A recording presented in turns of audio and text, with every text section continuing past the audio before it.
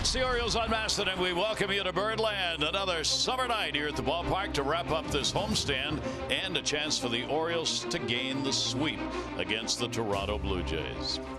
Hi, everybody. I'm Gary Thorne, and welcome. For the Orioles, they've been involved in more sweeps this season than any other team in the majors. The trouble is, they've won only one while losing 19. Well, tonight they've got an opportunity to put a 2 there if they can get this one and take all 3 from Toronto. For the Orioles, they were helped out in the ballgame last night, again just for the second time this season, having 3 players in the lineup, all of whom would pick up 3 RBIs in the ballgame. Here are the guys who did the damage in the game last night against Toronto. Started for the Orioles early.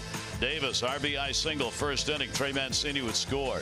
Beckham, long ball. 3-run homer made it a 5-0 ball game, and really that was going to be enough. Then Gentry got into the act. First home run of the year. That came in the 4th inning.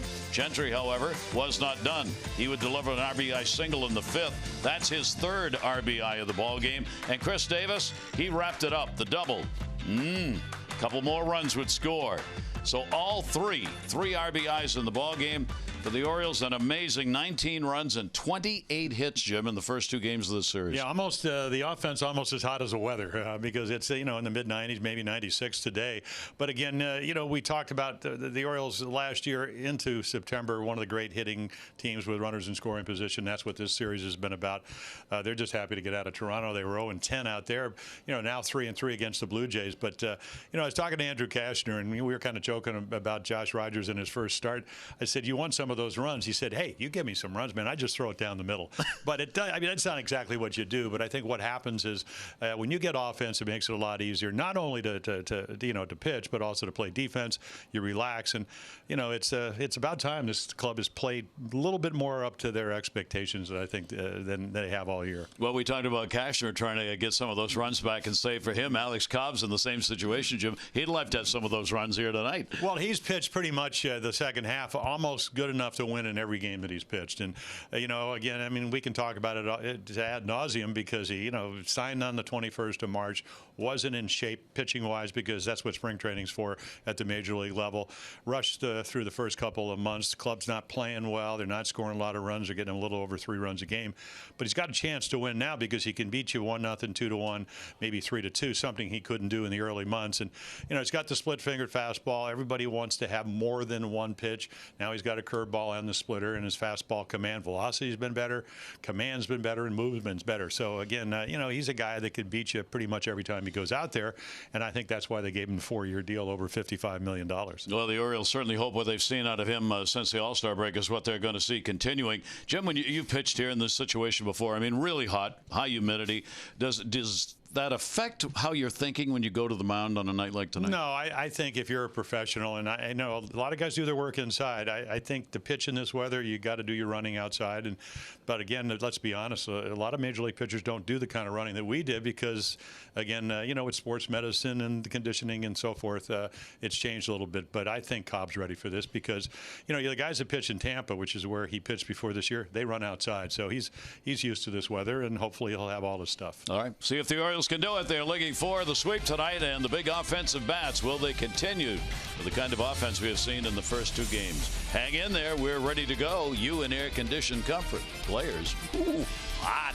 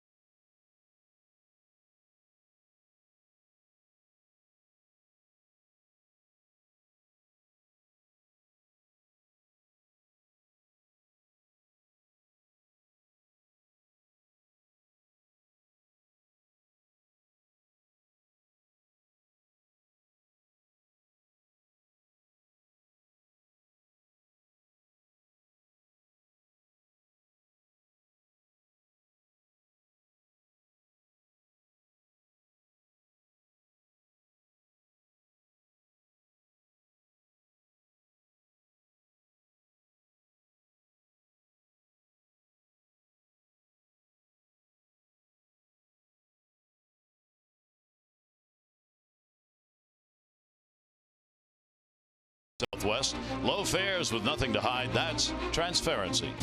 By Staples, the back-to-school specialty store. And by Royal Farms. Pick up your ROFO rewards card today at any Royal Farms to save on gas and to start earning points for free stuff. Details in store.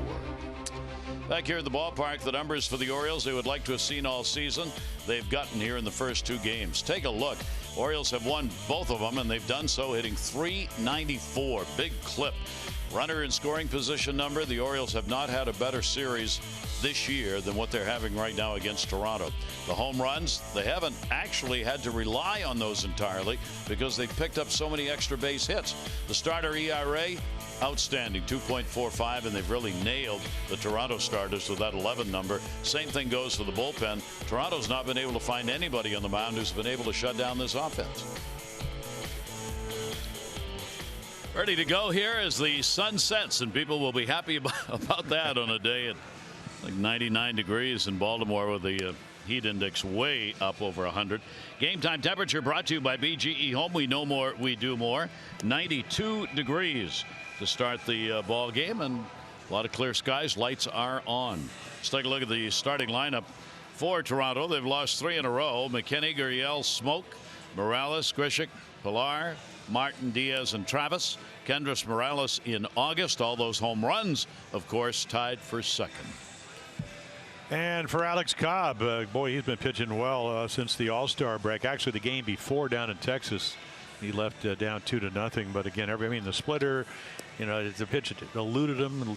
Again, late sign, so not much of a spring training. Velocity up, command up, location up. You name it. And so, again, the numbers are still not where he'd like them. I'm talking to him yesterday. He said, just almost there. But it looks like he's there because all the numbers have come down. And again, they don't score him a lot of run. Andrew Kashner, #1 lowest run support, and he's right behind him at #2.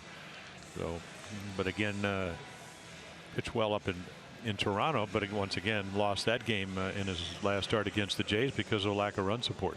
He is 0-2 against the Jays this year, 3-5 lifetime against Toronto. That ERA last 7 starts since the All-Star break is a fantastic 2.15. So he really has been on the money, but the record only 2-3 during those games since the break. Ready to go, and here is McKinney. Billy McKinney will move to the leadoff spot. He's hit 9th. He's hit first, and he'll go after the first pitch, and he will foul it off. McKinney has had a couple of hits here in the series. He has gone 2 for 7. He's been getting on base, and he is trying to earn his spot with this ball club, not only for the rest of this year, but also for next season. Yeah, those 3 home runs, the first one, in fact, his first major league home run up at Rogers Center against the Orioles, and then ensuing weekend, 2 against the Phils. And a little ground ball will be to short. Tough throw, and gets him. Tough throw because the ball wasn't hit very hard, and McKinney's got some pretty good speed, but Beckham got the out. Yeah, normally you'll play a step in or two. So Gentry, Andrioli, Jones, Nunez, Beckham, Villar, Davis around the infield, and then Austin Wynns. It's a chance to catch tonight with Alex Cobb. So young catcher, veteran pitcher. That'll bring Gurriel to the plate, playing at shortstop in the ball game. So does Gurriel. Shortstop, 1 for 5. 2 games he has played in here in this 3-game set. The Orioles come in with the 2-game win streak, a chance to sweep a series for just the second time this year. 0-1 delivery on the way, and a breaking ball that tied him up and is going to be on the corner. Well, you want to pitch tonight with Doug Eddings behind the plate. There is no umpire in Major League Baseball whose calls more favor a pitcher than Doug Eddings. So tonight, you're on the mound, get it close, you got a pretty good chance. That'll go to Davis on the inside out swing, and there are 2 down.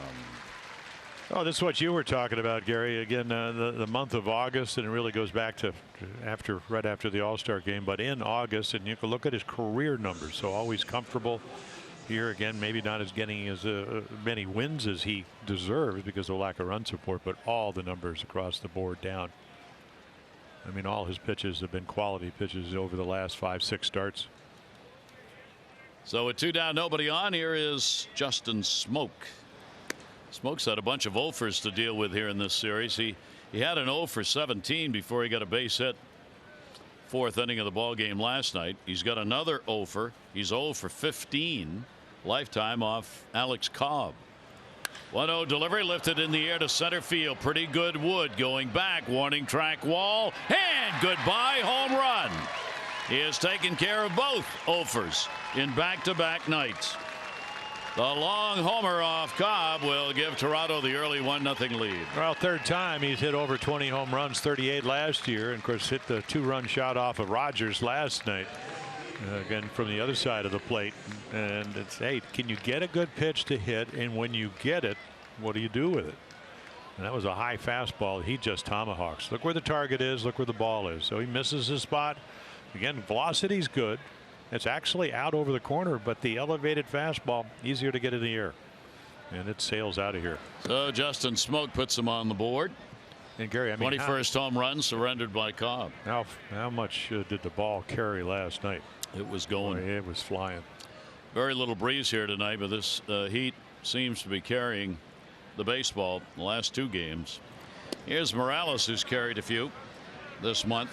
He's gone 0 for 3 in this series, ended that streak of home runs at 7 consecutive ball games. That happened in game 1.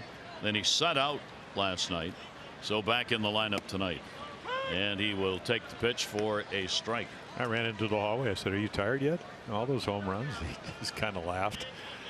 And again, you know, switch hitter, slow start, hitting 178 in the month of April. Only 1 home run.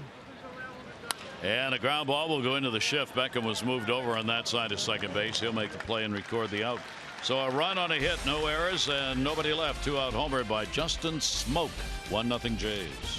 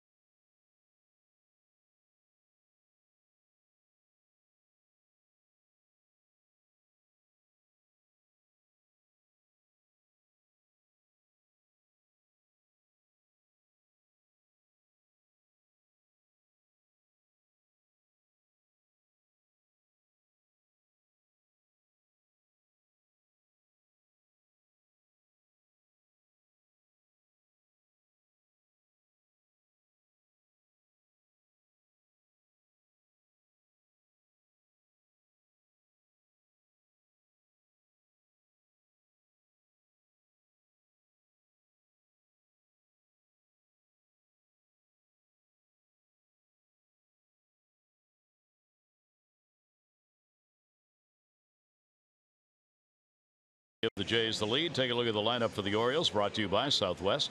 Low fares, nothing to hide. That's transparency. VR, Gentry and Mancini, Jones, Davis and Beckham, Nunez, Andreoli and Wins. Trey Mancini, 4-game hit streak coming into this one and sizzling at the plate. Yeah, and that lineup gets to face a 24-year-old left-hander out of Illinois, Mundelin. And again, this is only his 12th major league start. Changeup. You know, he's again a guy throws 89 and maybe 93, but the changeup, the equalizer, a little bit better than the slider. Much better at home than on the road, where his ERA is closer to 6 runs, and at home he's at about 259. So, and he's pretty typical of what the Jays do on the road. Their team ERA over 5.4 runs a game collectively. Ryan Borucki ready to go, and the first pitch is going to be popped up first base way near the dugout. It'll be on the other side of it. And early souvenir. And you got Russell Martin, the veteran catcher, played third base on Monday night. VR at the plate. VR's had a real good series for the Orioles in every way. Defense at the plate, stealing bases, 5 for 7. You see 2 stolen bases that he has picked up, and he has been perfect since coming to the Orioles in stealing bases. VR will take the pitch, and it'll be in there for a strike. The Orioles switch hitter, 226 off righties, 299 batting left-handed, 226 batting right, 299 left. And that hit him on the foot. So a hit batter to start it out.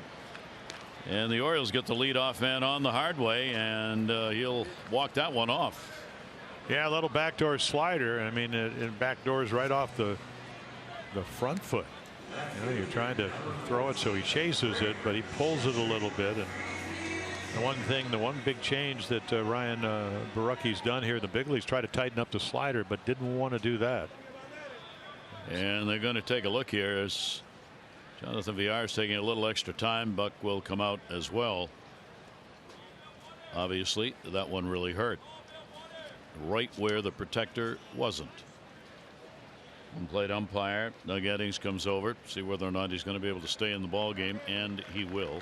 Yeah, we'll see. With 21 steals, only been caught twice, if that will affect his ability to do what he does, which is not only steal bases, but you know, we've seen him go first to third. Great deke on Granderson on Monday night. Ended up getting an extra base. Hit by a pitch for the second time this year. The Rockies' first hit batter. The Orioles with a leadoff man on. That'll bring Gentry to the plate. Gentry, big series. He's got a 3-game hit streak coming in. 3 for 5, the homer, 3 RBIs. In the ball game last night, pitch will be taken up high. Yeah, 6 for his last 14, so he's really heated up. Yeah, a lot of options for Buck Showalter and the O's. You know, I almost did a double take because, again, this is a very young pitcher. I mean, last year A double A, triple A, this year triple A, and then to the big leagues. 11 out of 12 when you try to steal a base. And that ground ball is going to go to the hole. It'll be a base hit. The seeing eye single that time, and one of the reasons Diaz was in at third. And again, we see the speed of the Orioles coming into play on just a simple ground ball. Yeah, again, I mean, right here he'll come into play, and again, he's almost on the grass.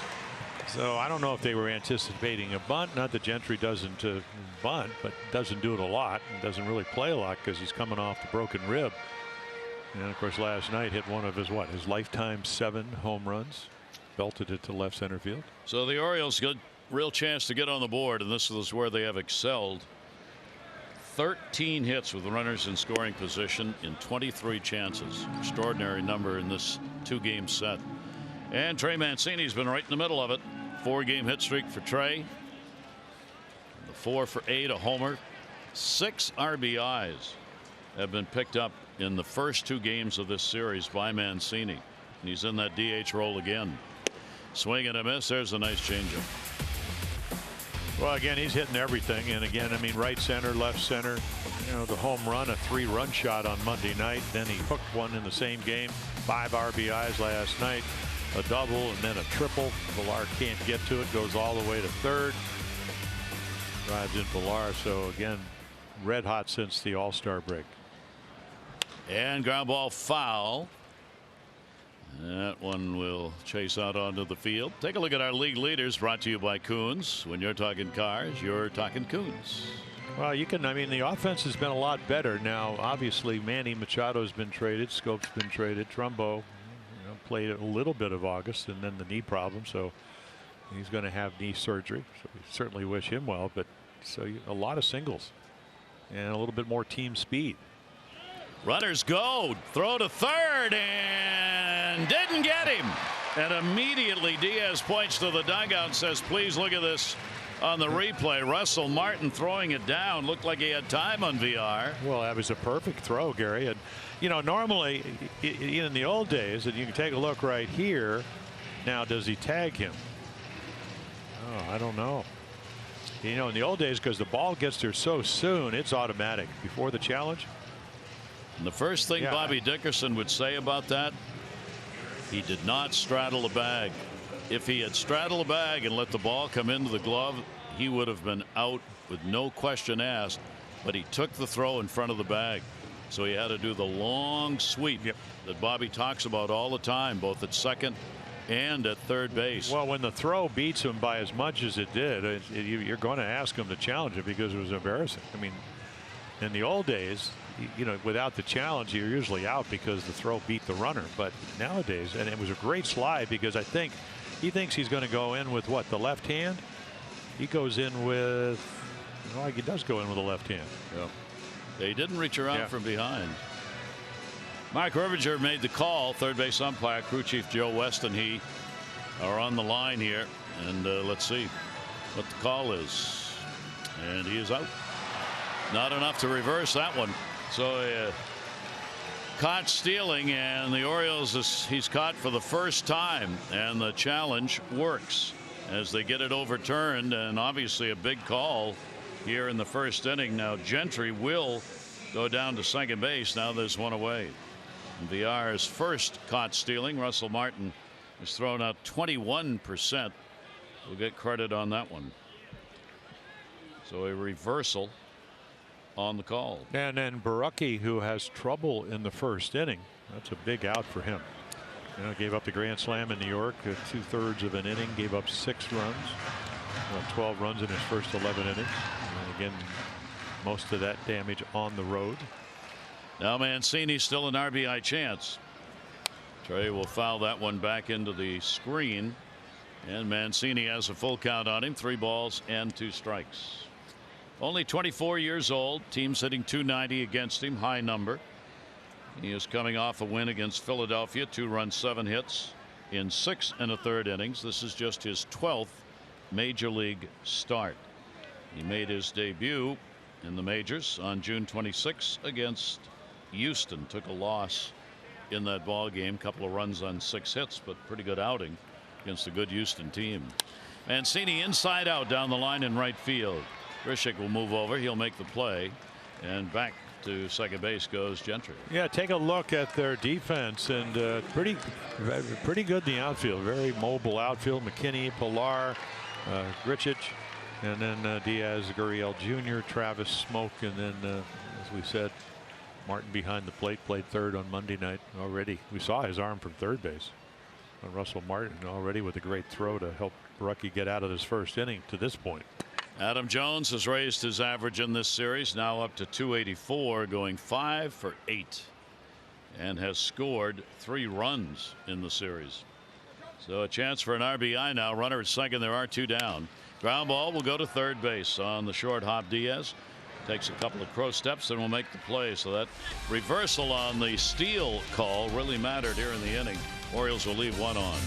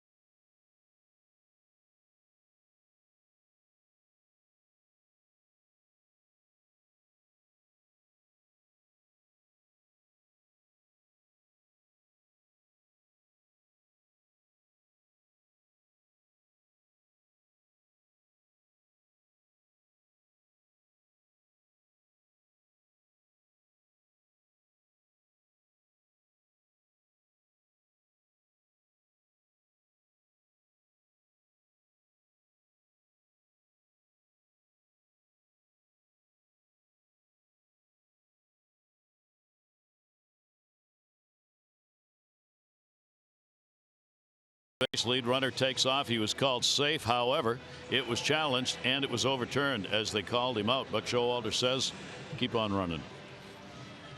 Frankly, I kind of like having a little infusion of some risk and reward.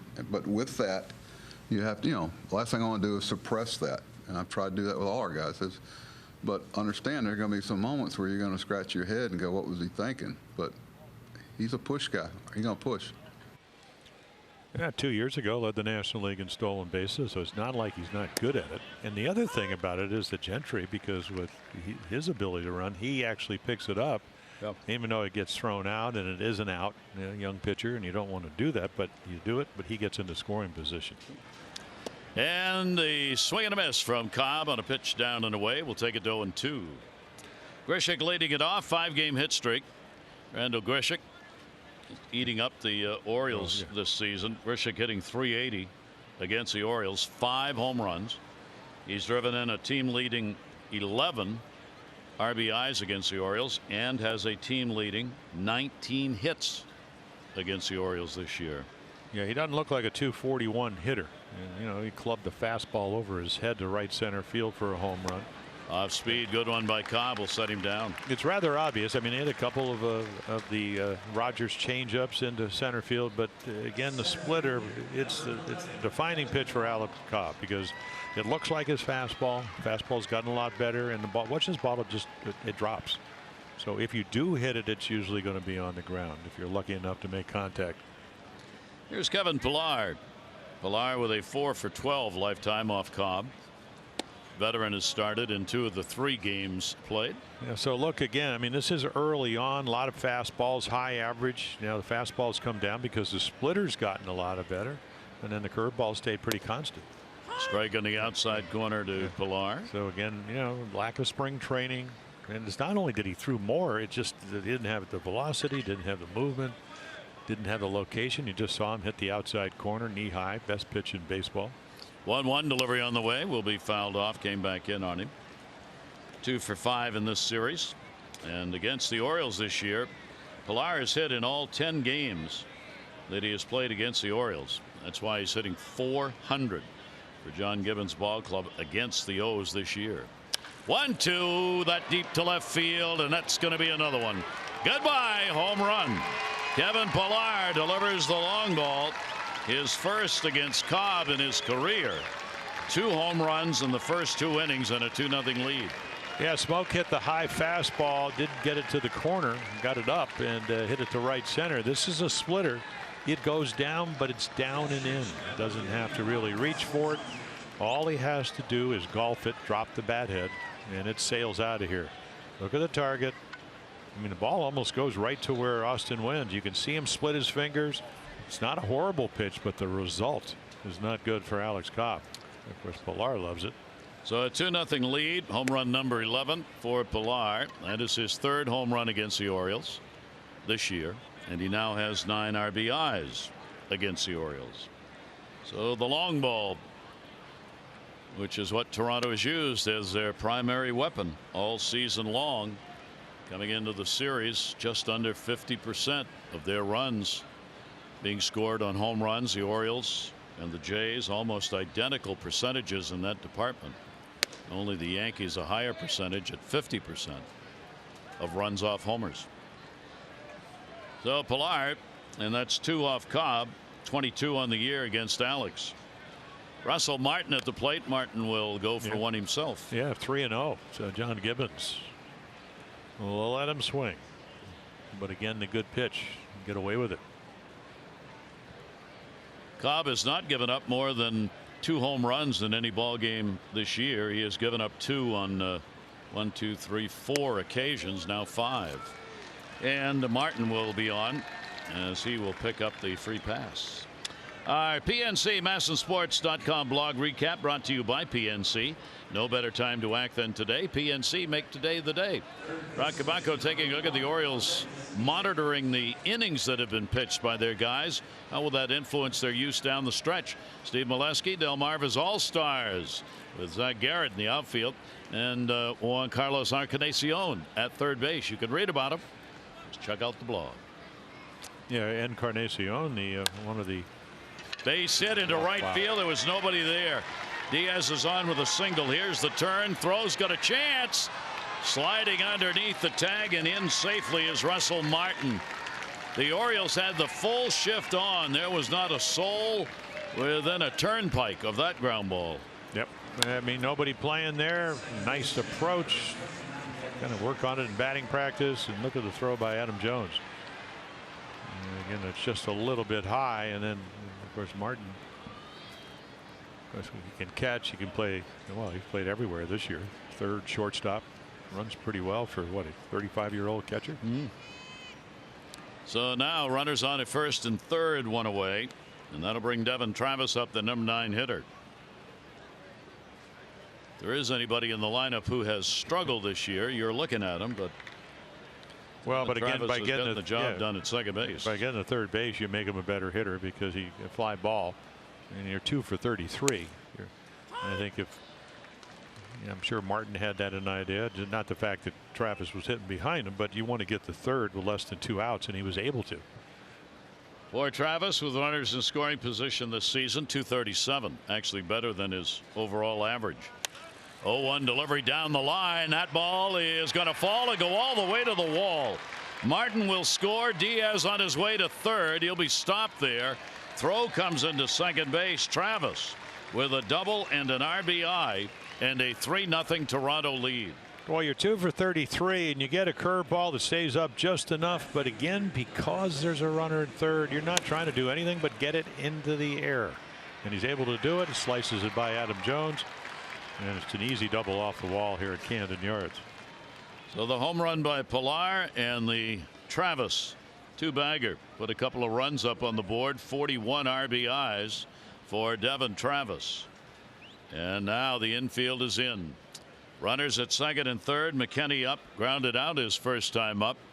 First time he has faced Cobb. He'll go after it, punches it to left. Runner's going to tag. It's not very deep. Here's the throw. It'll be on the way to the plate, off the mark, gets by everybody, and the runners move up 1 to third. So it'll be a sacrifice fly for McKinney. It'll score Diaz. Throw all the way through, and Travis had already tagged and was headed to third base and gets there. Yeah, you could see, and Andreoli, he has to reach across his body, and then again, hard to get the footwork. Earl probably would have beat him if it's on line, but it wasn't. So a quick 4 runs here. Excuse me, Gentry. The ball just tailed away from him, so he had to reach across it, and tough one to make a throw on. Yeah, it really was. Never got righted on that. You know, you're going to your right and trying to throw left. So what a start here as they take a 4-0 lead. Runner at third base, 2 down is Gurriel. Gurriel will take the outside corner strike. He grounded out his first time up. So McKinney continues to produce. The youngster getting playing time for Toronto, and he's doing something every game to help the ball club. Pitch will be taken down low for a ball. McKinney gets his 10th RBI in his 13th game of the season, and just 11 of those have been with Toronto. And Gurriel is not an easy out. There's McKinney talking to Brooke Jacoby on the left, hitting instructor for the Jays. Gurriel in the 2 spot in the lineup. Cobb's 1-1 delivery to him. It'll be fouled off at the plate. So Alex will get ahead of him. A ball and 2 strikes. Gurriel's hit .306 this year with runners in scoring position. Toronto's turning all that around. First 2 games, they were 2 for 19 with runners in scoring position. Pitch on the outside corner, and he knew it. Strike call. Cobb is out of it, but not before Toronto adds another 3. They've got a 4-0 lead.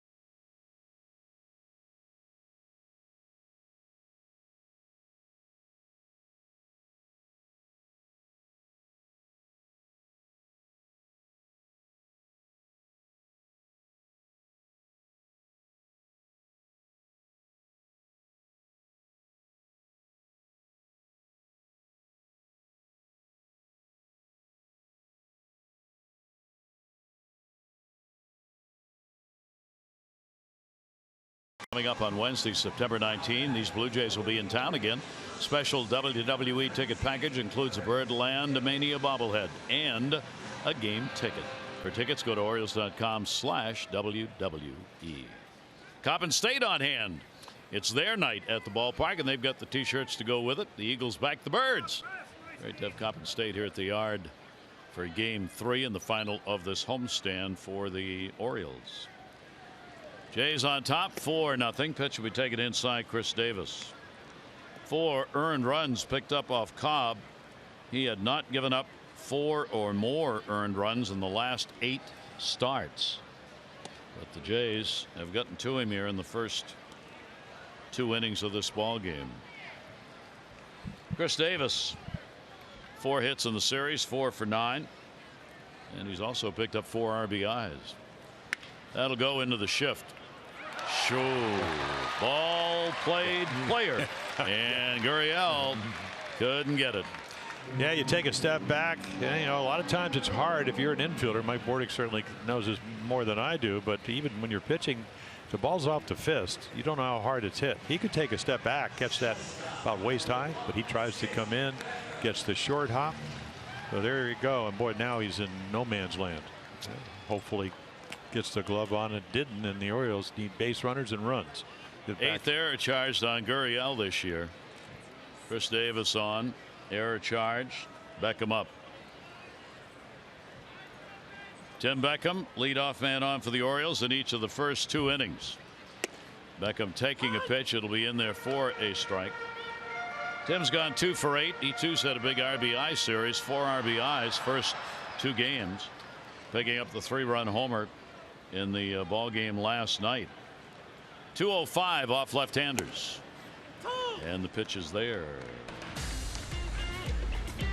Well, again, I mean, there's no doubt that he can hit, and you can see home runs with runners on base as it was last night. 3-run home run on a hanging slider. The slider didn't do much. Hit it 415 feet. Down to first, right on the line. Yeah. That's a fair ball. You will be tagged out, and the runner goes down to second base. Well, there's the changeup, and that's going to be the equalizer for Ryan Borucki. You know. So they'll get one out. The Orioles will get a runner in scoring position. Our Maryland Lottery home run richest contestant of the game is Fred Anderson from Joppa. Fred has already won $500 for being selected, and will win $500 more for every Orioles home run hit during our ball game tonight. So Fred, good luck. So Beckham out of there with a runner on at second base. And Nunez. Nunez has got a 3-game hit streak coming into the ball game. Couple of hits, 6 at bats in the series. Struggle against the left-handers, 184. Orioles beat a left-handed starter in the ball game last night. Just the 16th time. They're 16-28 against left-handed starters now. Davis off second base, and the pitch will be taken way inside. 24-year-old out there looking for his 4th win, 3-3 mark coming in. Well, what did Josh Rogers say in his major league debut? Got him some early runs, throw strikes, pound the strike zone, change speeds. You would think right here, Nunez is a great fastball hitter. This would be a change-up count. It's one of his strengths. 2-0 delivery on the way, and he got it up and out, and it was. And the you know, the other thing, Gary, when you look at the scanner reports and you talk to people, they say his arm speed is so good with a changeup, it's hard to read. So maybe Pete Walker looking on as pitching coach, even if you were looking for it and you locate it with that kind of movement and depth, hard to do much with it. And if you'll throw it 2-0, that means you'll throw it in any count. Whole season missed for the young pitcher. 2015, bone spurs in the elbow. So the number of innings pitched over the years reduced by a season. 2 ball, 1 strike. Runner off second base, and then comes back with 92. That's a pretty good variation. Yeah, and almost the same location, but he elevates it a little bit. Yeah, ended up what a 12th round draft choice, but got more money because he had Tommy John surgery coming out of high school.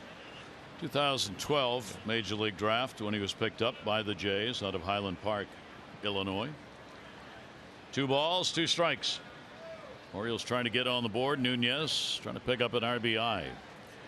And down to third. That one will be fouled.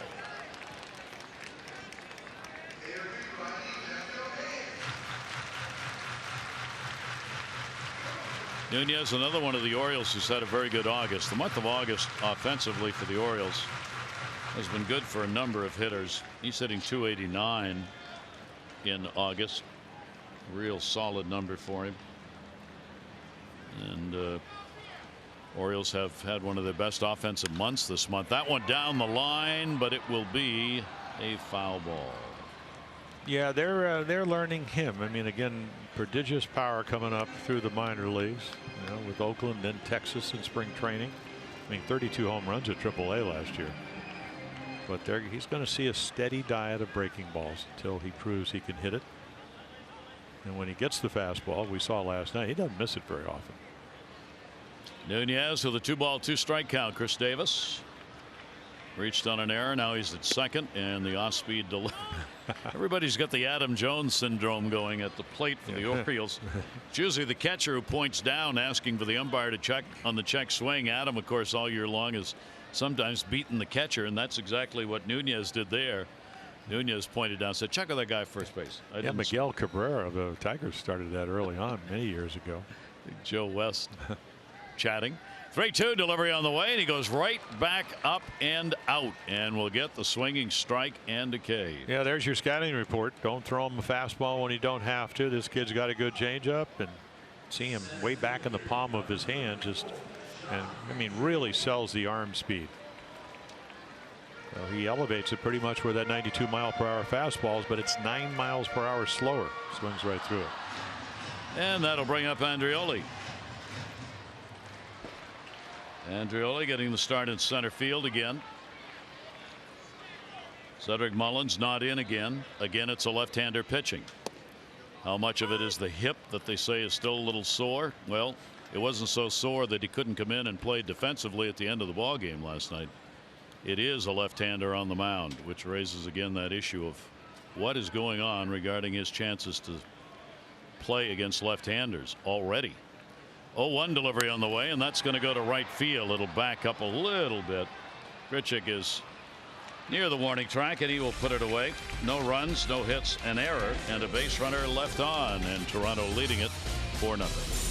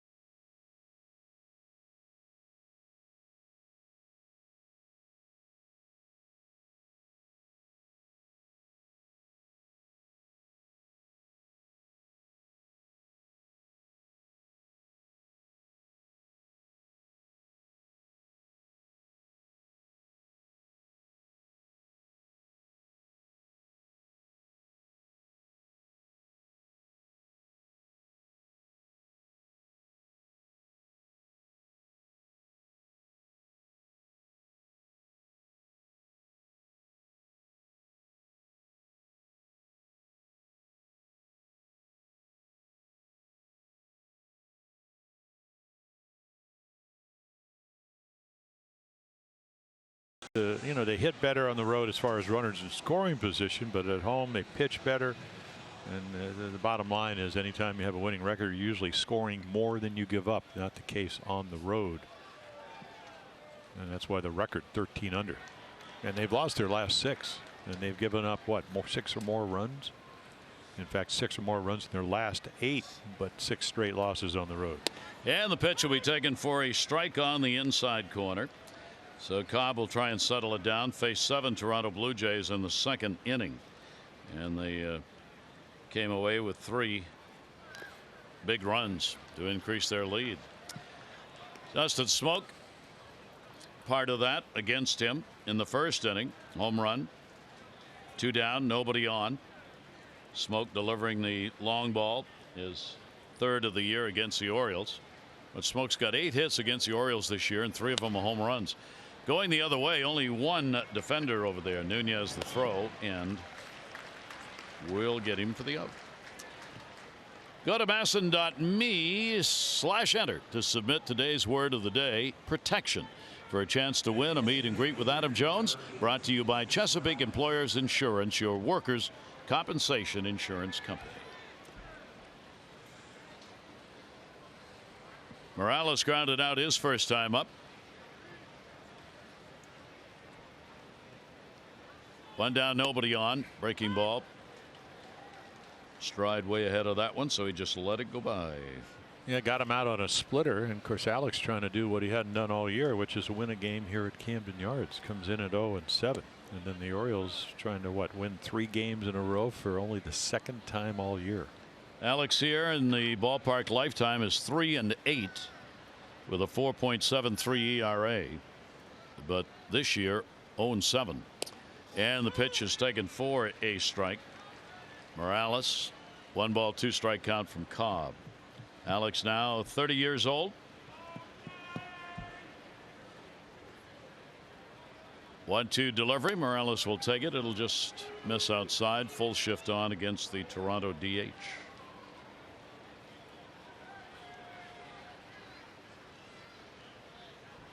.381 average against the Orioles this year for Morales. 5 home runs against the Orioles. Pitch will be taken up and away. Our StatCast AI powered by AWS. And you could see again pretty much everybody position where he hits it. I'll give him that 6% down the line, and again because of his lack of speed, a single is pretty much just a single. 3-2 will go to Davis. Side saddle that one and get the out. Good play by Chris. 2 down here in the 3rd inning. Athletics coming to Oriole Park September 11th through 13. On Thursday the 13th, all fans receive an Orioles This is Birdland t-shirt. For tickets, go to Orioles.com. Boy, did they win a big game last night on the road in Houston. They needed it against a Houston team that was red hot. And as a result, they're only a game and a half behind now in the American League West against Houston. Could be interesting at the end of the year. Orioles have their final 4 games. And Houston, final 4 games for each team will be played here at Camden Yards, and that could be a meaningful series. And then right before that, the Yankees are in Boston and in New York. Grichuk, and the pitch will be taken for a strike. Strikeout victim, his first time to the plate. Randall Grichuk, last 10 games, hitting .410, 4th highest average over that span in the American League. 0-2 delivery on the way, and Grichuk got one up and in and fouls it off.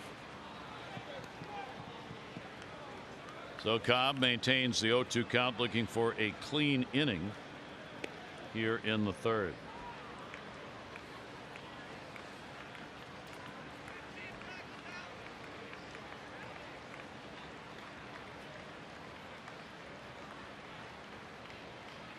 Right-hander's 0-2 delivery to him, and that'll be up a little bit. So 1-2. But Jim was talking about, these Blue Jays have given up 17 hits in last night, tying a season high.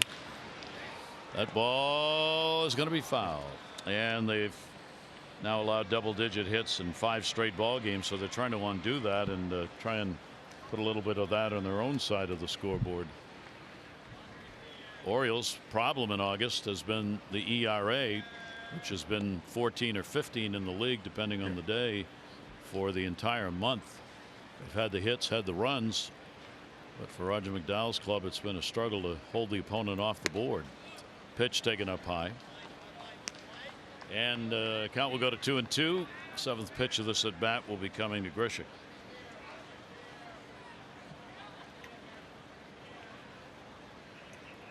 Cobb's delivery in the air to right. The souvenir down the line. Adam going over to take a look. And that ball's a little bit to the left, and we saw it last night. I mean, he is swinging about as well as anybody on this club. Came out of the Cardinal organization. He certainly likes playing against the Orioles. Yeah. I'm sure the numbers that he is well aware of bring a little positive feeling to him. Well, it looks also pretty athletic. You know, good outfielder. Can play center or right field. In fact, can play any of the outfield positions. Yeah, great versatility. 2-2 delivery on the way, and a check swing into the screen. Yeah, he's one of those guys when you're on the mound. If you're Alex Cobb, you're going, okay, I've already thrown a home run on my splitter. Already thrown a home run on my fastball. I know he's a better fastball hitter than splitter or curveball, but the way he's swinging, you feel like you got to make a perfect pitch. He's been that hot. Well, maybe a fastball low and away. There's the glove. 2-2 delivery, and that'll be in the gap to right center field. That's going to fall in for a base hit. That'll take a hop off the wall. Played back in by Andreoli, and a stand-up double for Grishik, and he's got a 6-game hit streak. That is hit number 20 against the Orioles this year. Well, they went through the whole sequence, and they end up, and this ball's off the outside corner. This is how hot Randal Grichuk is, and again, he just rifles it up the gap. So 107 miles per hour to the opposite field. Think you make a good pitch, and he's already at second base with 2 outs, the last place you wanted him.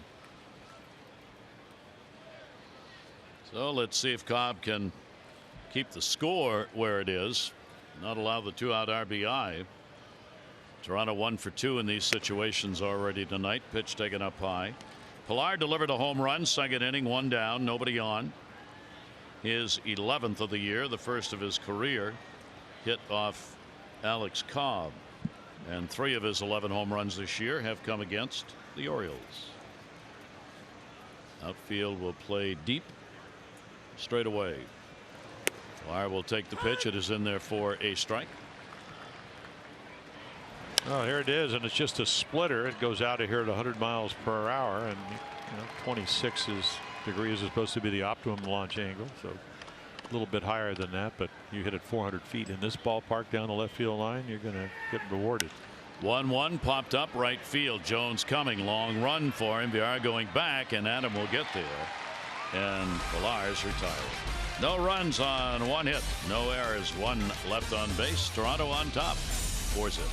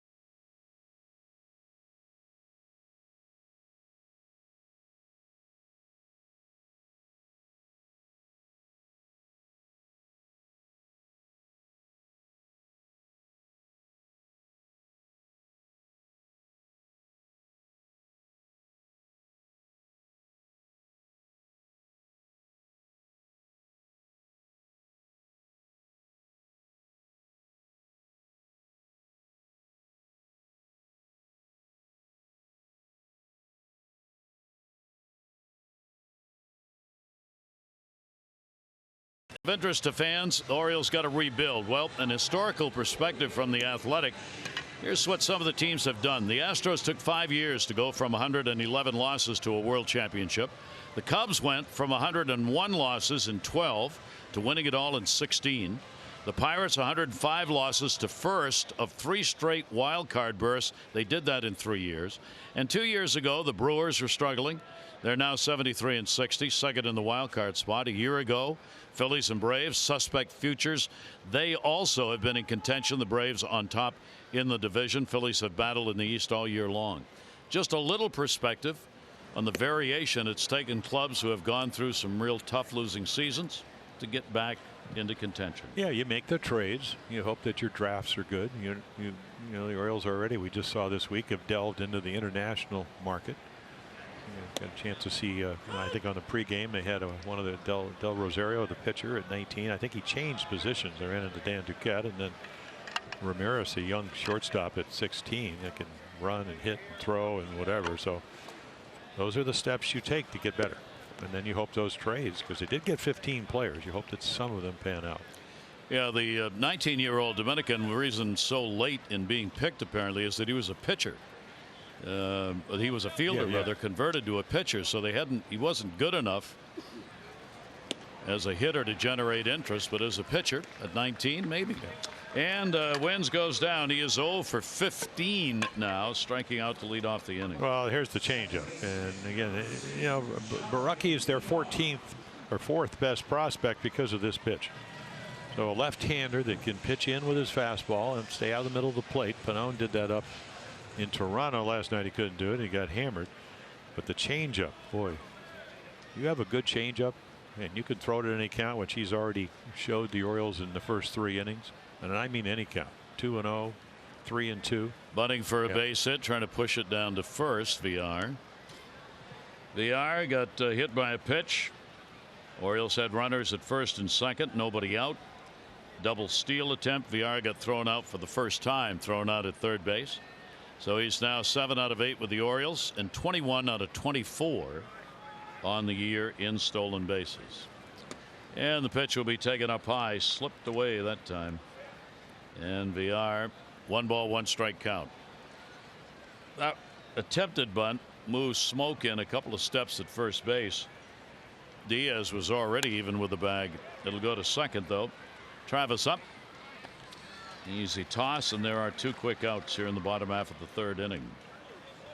White Sox coming to Oriole Park September 14 through 16. On Saturday, September 15, the first 35,000 fans 15 and over will receive an Orioles lightweight hoodie. For tickets, Orioles.com. Youngsters on hand here at the ballpark of every age. Saw folks from London, Ontario at my favorite coffee shop today. 4 of them who came down solely to see the Orioles play. And they're here at the ballpark tonight. They are Toronto fans, but they wanted to see Camden Yards. In the air to center field. Pillar's right there, and he will put it away. So only 9 pitches, and the Orioles are retired in order. A 4-0 Toronto lead.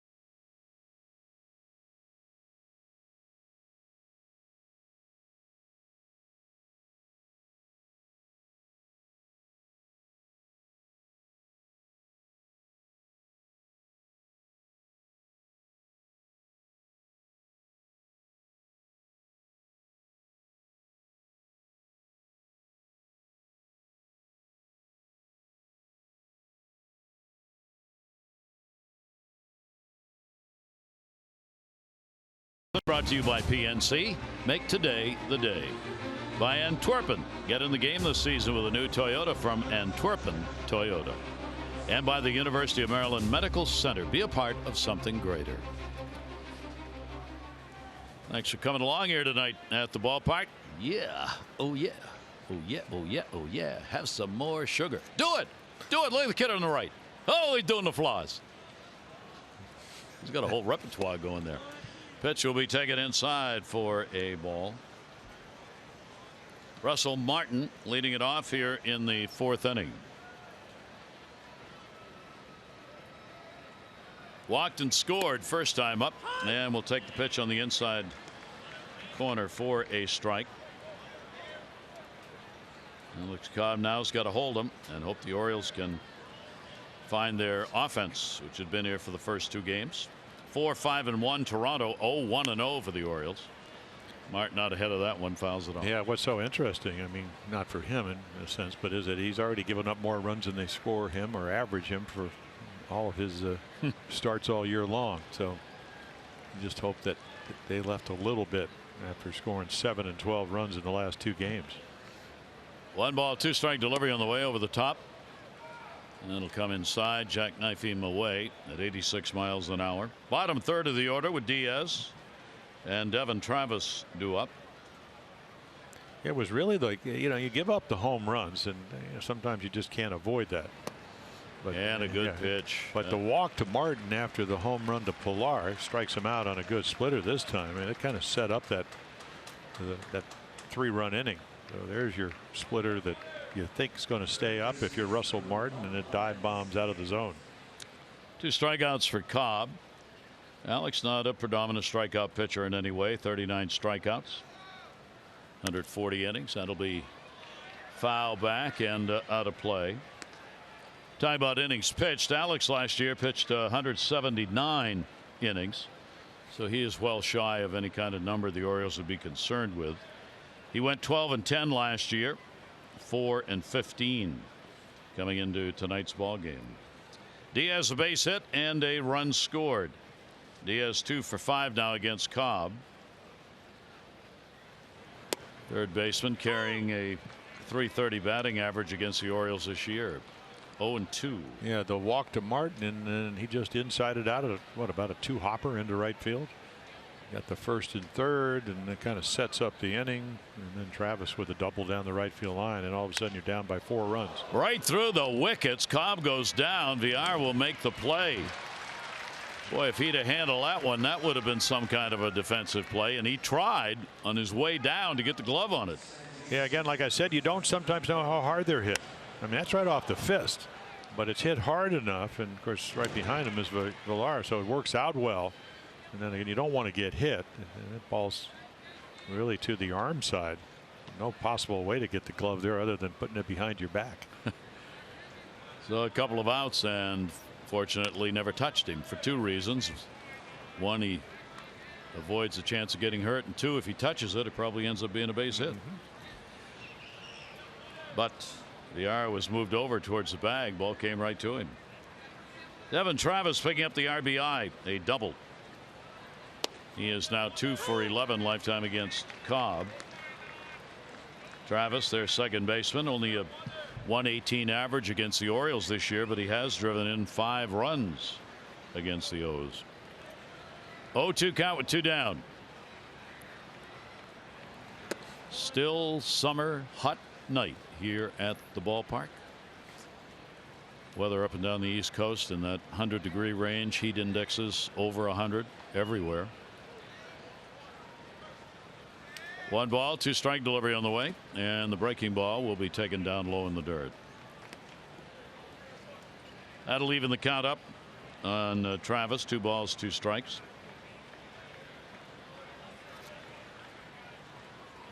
And that's what you do when the weather's like this.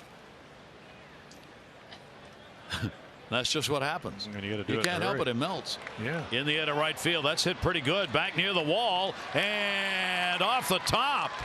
I think that was gone. They're signaling in play, but I don't think they're real sure about this. The call was made by Joe West at first base because the second base umpire Marty Foster was watching the runner. Adam Jones acted as though that was a home run. Yeah, and Joe's lost a few steps. So again, it's a hard play. You're running out there. Of course, John Gibbons is the manager of the Jays, is right out on the field as the ball lands. So So again, right up by the cushioning.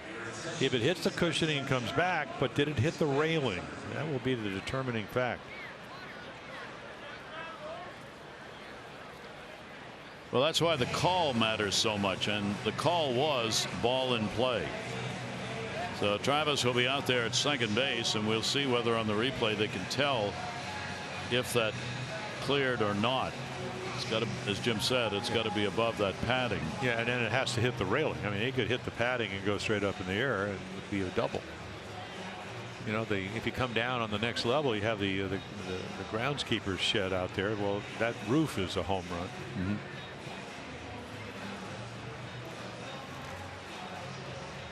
So again, to overturn it, they have to definitively see. So I think it just hit the edge.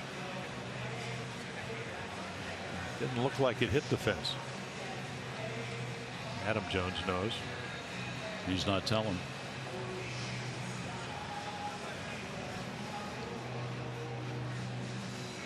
Be very tough to change the call by the looks, at least that we've seen. So Travis, at worst, is going to have his second double of the ball game. Padding. Here. No, right as it went out of the picture is where it would have, if it hit the railing, where it would have happened.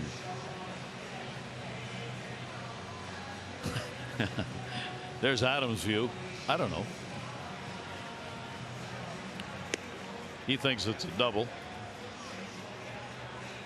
And it sure looks like a double from right there. Very, very hard to call.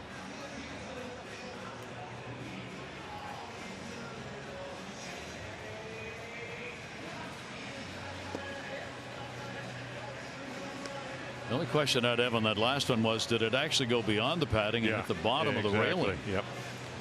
Because it rebounded so hard, you would not expect a rebound to go the way it did if it came off the padding. But if it comes off that grating, that would make more sense as to how high that ball went on the rebound.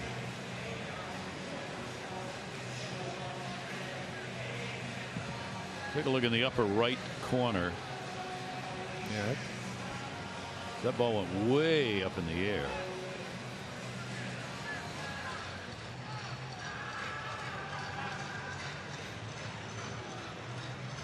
Yeah, it's hard to tell from that angle how far that fence actually is past the cushion. Yeah. Joe will give the call. Double. Yeah, again, it's nothing to really change it. So Devin Travis in the 9 spot now with 2 doubles and 2 at bats. Adam was right. So with 2 down, a runner in scoring position, and McKinney at the top of the order has already picked up an RBI on a sacrifice fly, and he has grounded out. McKinney hitting .367 in August, getting the playing time. He's coming over to Toronto. Yeah, the other thing, I mean, the on base percentage, and again, limited amount of games. This was what, his 14th game, well over 40%. Exciting young player. 3 for 10 runners in scoring position. Came in the Jay Happ trade from the Yankees. And a deal that may be one of those deals that works out both ways, which is okay. Well, Happ pitches really well for them. I mean, it was a trade that hopefully you always want to have trades work for both clubs, because eventually you may trade with those teams again. So what, Happ has won his first 5 starts with the Yankees. The Yankees got to be elated. And McKinney gets to play every day, at least prove that he can play or not. Anywhere in the outfield, yeah. McKinney, like Grishik. So they have very real options on moving people around in the outfield positions. Travis will get the lead at second base. 1 ball, 1 strike count on McKinney. Cobb's delivery to him, and the pitch will be a called strike up. Yeah, at 85. Yeah, and he's been in the league, not even to look back. As you mentioned, Doug Eddings' big strike zone, that was probably the first high strike he's called. Didn't even phase him. Whereas you still have 1 to work with if you're McKinney, and And that'll go to second base. VR in the short hop will make the play over, and McKinney is retired. No runs on 1 hit, no errors, and 1 left on base. Bottom of the 4th coming up.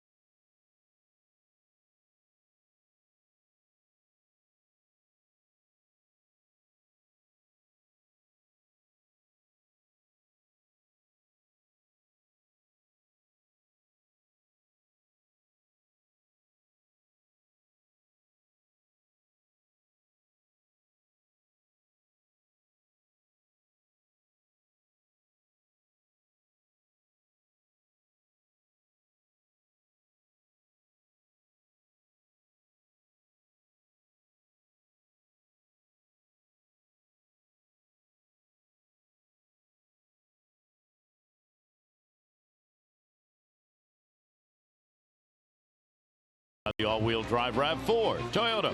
What drives you? Visit buyatoyota.com for great deals. Harry Thorne, Jim Palmer with you. Thought we'd show you where that ball hit on the question home run double. That is a metal top, not a cushion. And I didn't realize that. On top of that wall. So that's why that ball could have rebounded the way it did. It's not cushioned when it hits there. I still believe it would be very hard for a ball to hit that and not go against the railing. This one's not going to go on the railing. Nope. And way back and goodbye home run. Trey Mancini stays hot as he drives one the other way in the power alley, 375 plus. And the Orioles are on the board. It is 4-1. Well, home run 20, so 2 years in the big leagues. And over 20 home runs both of those years. And again, the ball's flying.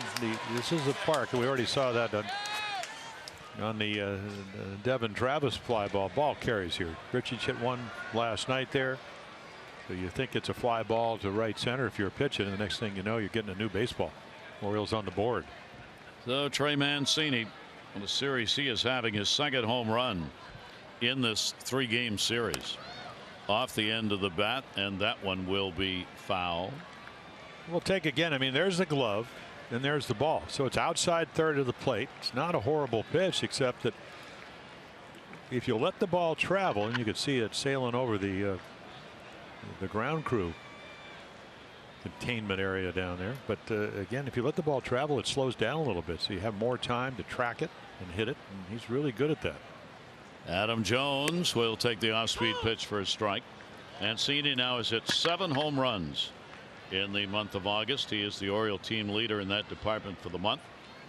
He's had a home run in 3 of the last 4 ball games and an RBI in 4 straight, at least 1 inside out right field. A little shy of the warning track. Grishik goes back to get it, and Jones is retired. Well, for every Orioles walk, Care First Blue Cross Blue Shield contributes $50 supporting the Leukemia Lymphoma Society Light the Night Walk. 362 walks, 18,100. Care First encourages each of us to take that first step towards a healthier and more active lifestyle. 4th home run surrendered by Borucki, the starter. And he has pitched, what, 63 innings now. And Trey really feeling good up there at the plate. What a difference from the all-star break forward for Mancini in the offense. Got a 5-game hit streak as well now. Chris Davis reached on an error, was stranded first time up. He'll go after one that was up, and the count will go to 0-2 on Chris. Mancini, by the way, has divided his home runs up. Trey has had 11 of them here at home. 9 picked up on the road. It really hasn't mattered home run wise where he is.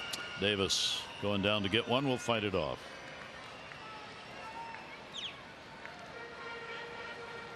Oh, 2 count.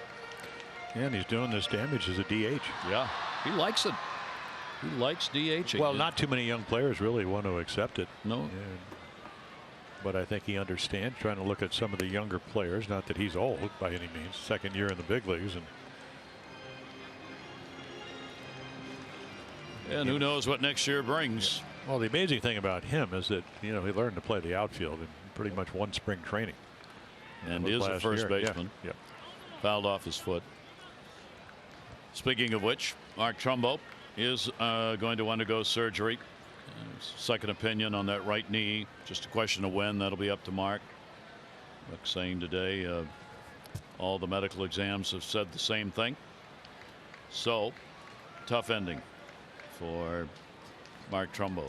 Well, he had a great last 6 weeks, hitting the ball all over. That's certainly a confidence builder.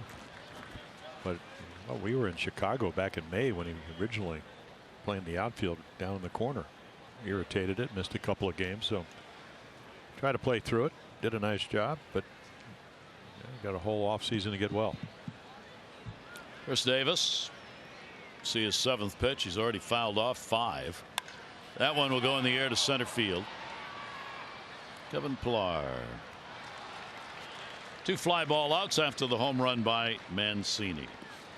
Oriole fans, the day after the O's score 5 runs or more, get 50% off regular menu price online orders at papajohns.com with promo code Orioles5. Enjoy the quality pizza you've come to expect from your locally owned and operated Papa John's. 2 down, bases are empty. Beckham grounded out his first time up. Baraki with no walks, 2 strikeouts, home run surrendered. Orioles have only 2 hits off him. The single by Gentry and the home run by Mancini. 24-year-old. Well, you're hoping the home run ball would maybe get him a little gun shy, but that hasn't been the case. Still has a 3-run lead. In the air to right again. This one tagged pretty good, going back near the scoreboard. Up. It's going to hit off the wall. It'll roll back towards the gap. Grichuk will run it down, and into second base goes Beckham, and he's got a double as the Orioles continue to take the ball the other way. And you just get an idea at how small this park plays.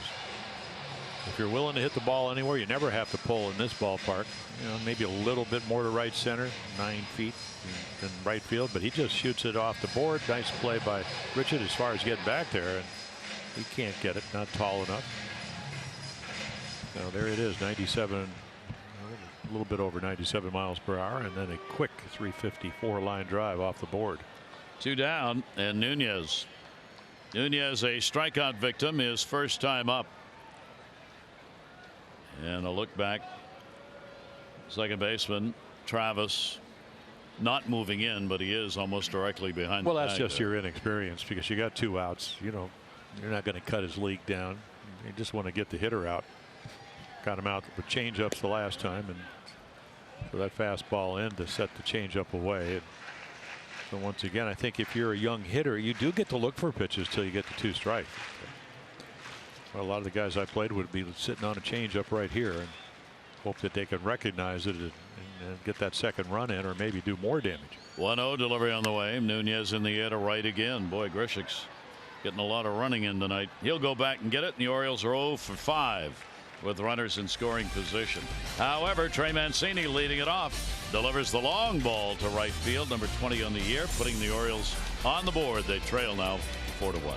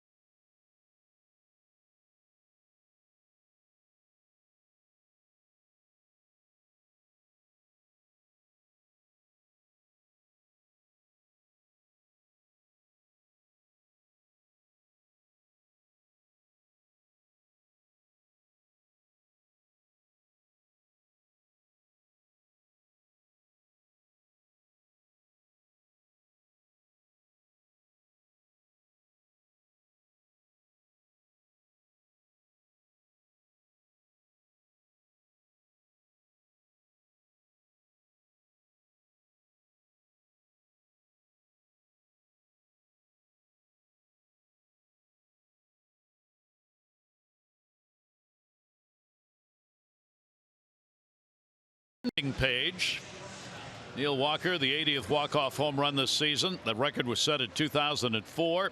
It's been tied now for the most walk-off homers in a major league season. And since 2015, the average fastball has gone from 93.1 to 93.2. But the number of pitchers throwing over 100 miles an hour has gone from 47 to 28 in that same time span. Yeah, those guys that threw 100 all had Tommy John surgery. It caught up with them. They've all gone away, cut in half. Yeah, the only time I could throw 100 is off a cliff. Straight down. Straight down. Cobb will get that pitch in. No, and I mean, I say that because, you know, I coached some little league teams down in Florida. And 3 of my players, in fact, one of them still pitching in the big leagues. But Mike Adams, one of the great teaching pros, golf pros, used to bring the radar gun. I said, no, not at age 9, 10, 11, and 12. So everybody does get radar gun conscious. And 0-2 delivery, line drive left field. Gentry will come in, slide, make the catch.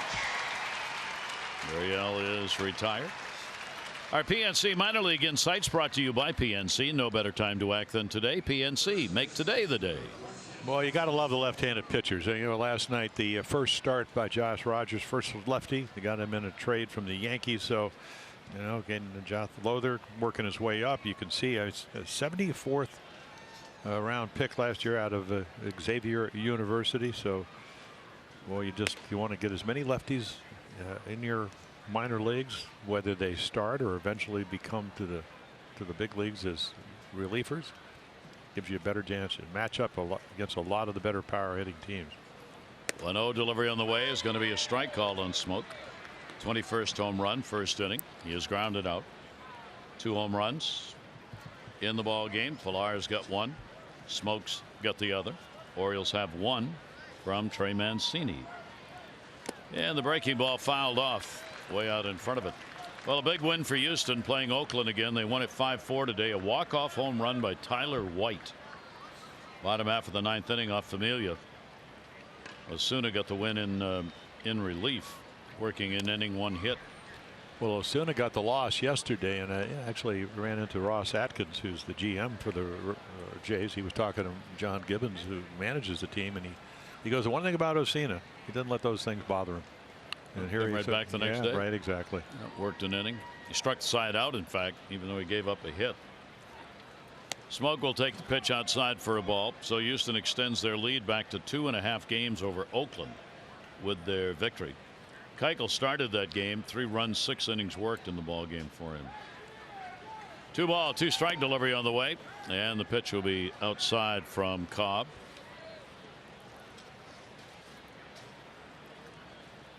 Orioles will be getting a day off tomorrow, and Andrew Kashner, who you saw right there on the right, will be making the start at Kansas City against Brad Keller. And will be coming up in the night game. White Sox visit Oriole Park September 14 through 16, Sunday the 16th. First 20,000 fans 15 and over receive an Orioles replica BP cap presented by DAP. For tickets, go to Orioles.com. That'll bring Morales to the plate. 2 down, nobody on. 2 ground ball outs, or 1 down, sorry. A couple of ground ball outs here, and the friendship continues that developed last night. Josh Rogers, major league debut, getting a win, getting all those runs. Kashner still negotiating for runs. Continues to talk to him, 2nd day in a row. That's right. How do you like ribs? Give me some of your runs. We'll get there. We'll discuss it over maybe back ribs in Kansas City, whatever. I mean, I did talk to him. I told him what you were saying about, trying to negotiate for some more runs and whatever. He said, boy, is it nice to get runs. Not that I know what that feels like this year, but pitch entirely different. And you do in a sense. And especially, I mean, just imagine you're Josh Rogers. What did he tell everybody? How'd you feel? Well, I threw up in the morning because I was sick. And, you had to go to. And then, of course, he goes to lunch with his family, which is a good thing, but didn't throw up because he was still nervous. And then they get him a ton of runs, and he pitches pretty well. And wasn't nervous anymore. No. And the pitch will be taken down low. But the great thing about this game is that they take that win away. Now you got to figure it out when you get your next start. Hopefully he'll get an opportunity over the next, 5 weeks or so to do that.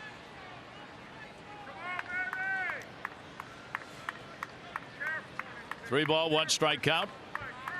Runner on at first base, and that one is going to be fouled off. Yeah, for Alex Cobb, of course, he's pitching really carefully because of the scoreboard. You know, Smoke hit the home run, so couldn't make his pitch, ended up walking him. He runs a little bit better than Morales at the plate. But Alex well aware that what Morales can do with the bat. Power part of the lineup: Morales, Grishik, Pilar. 3-2, and he'll chase one up and away, and a big strikeout for Cobb. Well, there's a split-fingered fastball. I mean, I think at least it looked to me there was a fastball, but maybe not. And yeah, it's 92. So again, it runs. It almost acts like a splitter, but he just doesn't get to it. Probably saying, how did I swing at that? Well, you did, because it had good movement and ended up off the plate. So there's a big out. Now there are two down. Morales out of there. Not had a hit in the 2 games. He's 0 for 6. Runner remains at first base, and the pitch will be taken inside. Yeah, this is the guy that, not that Smoke's already hit 2 home runs, but this is the, of their guys in this series, this is the guy swinging the bat the best. He proved it last time. Low and away fastball, smoked it to right center field. That'll go to right center field. That's going to be a base hit. Smoke not fleet of foot. Will head to third. They're thinking about waving him. They're going to hold him up right there. Play gets hurried up to get back in, and there's another extra base hit. So Grishik has got 2 doubles in the ball game, and runners at second and third. Yeah, didn't quite hit it as hard as the first time. That's why Andreoli is able to knock it down. I mean, he's going to slide. So right here, there's your speed or lack of it. I mean, he's not a great speedster, but again, by the play in front of him. So if you're coaching, Luis Rivera goes, no, we're not getting you thrown out. Pilar can swing the bat. Yep. Randall Grishik, second double tonight, 24 on the year. Toronto's got 6 extra base hits, 2 doubles and 2 home runs in this ball game tonight, and that has been a secret of their offense. Jeffrey Ramirez. And I would imagine that this conference, I mean, Doug Eddings wants to get the inside scoop on it. The home plate umpire is, who do you want to pitch to? Got an open base. It's not like you have a young pitcher. They walked the bases loaded with Ramirez on the mound in Cleveland, and that didn't turn out well. But with Cobb, you know, you're not, if you're going to pitch around somebody, you don't worry about it, because he's got enough control, been around enough experience. But who do you ultimately want to pitch to when you're already down 4-1? 2 in scoring position, 2 away. Pilar's already delivered a homer, his 11th. He is also flied out. That's going to go to short. Beckham's got a long throw. Pilar's digging, and they got him. Good play by Beckham. Not only ends the inning, but saves a run in the process, and that will retire the side. So here in the 5th inning, no runs. 2 are going to be left in scoring position. Beckham from way out in the outfield grass, able to record the out. Cobb mighty happy about it. 4-1 Jays.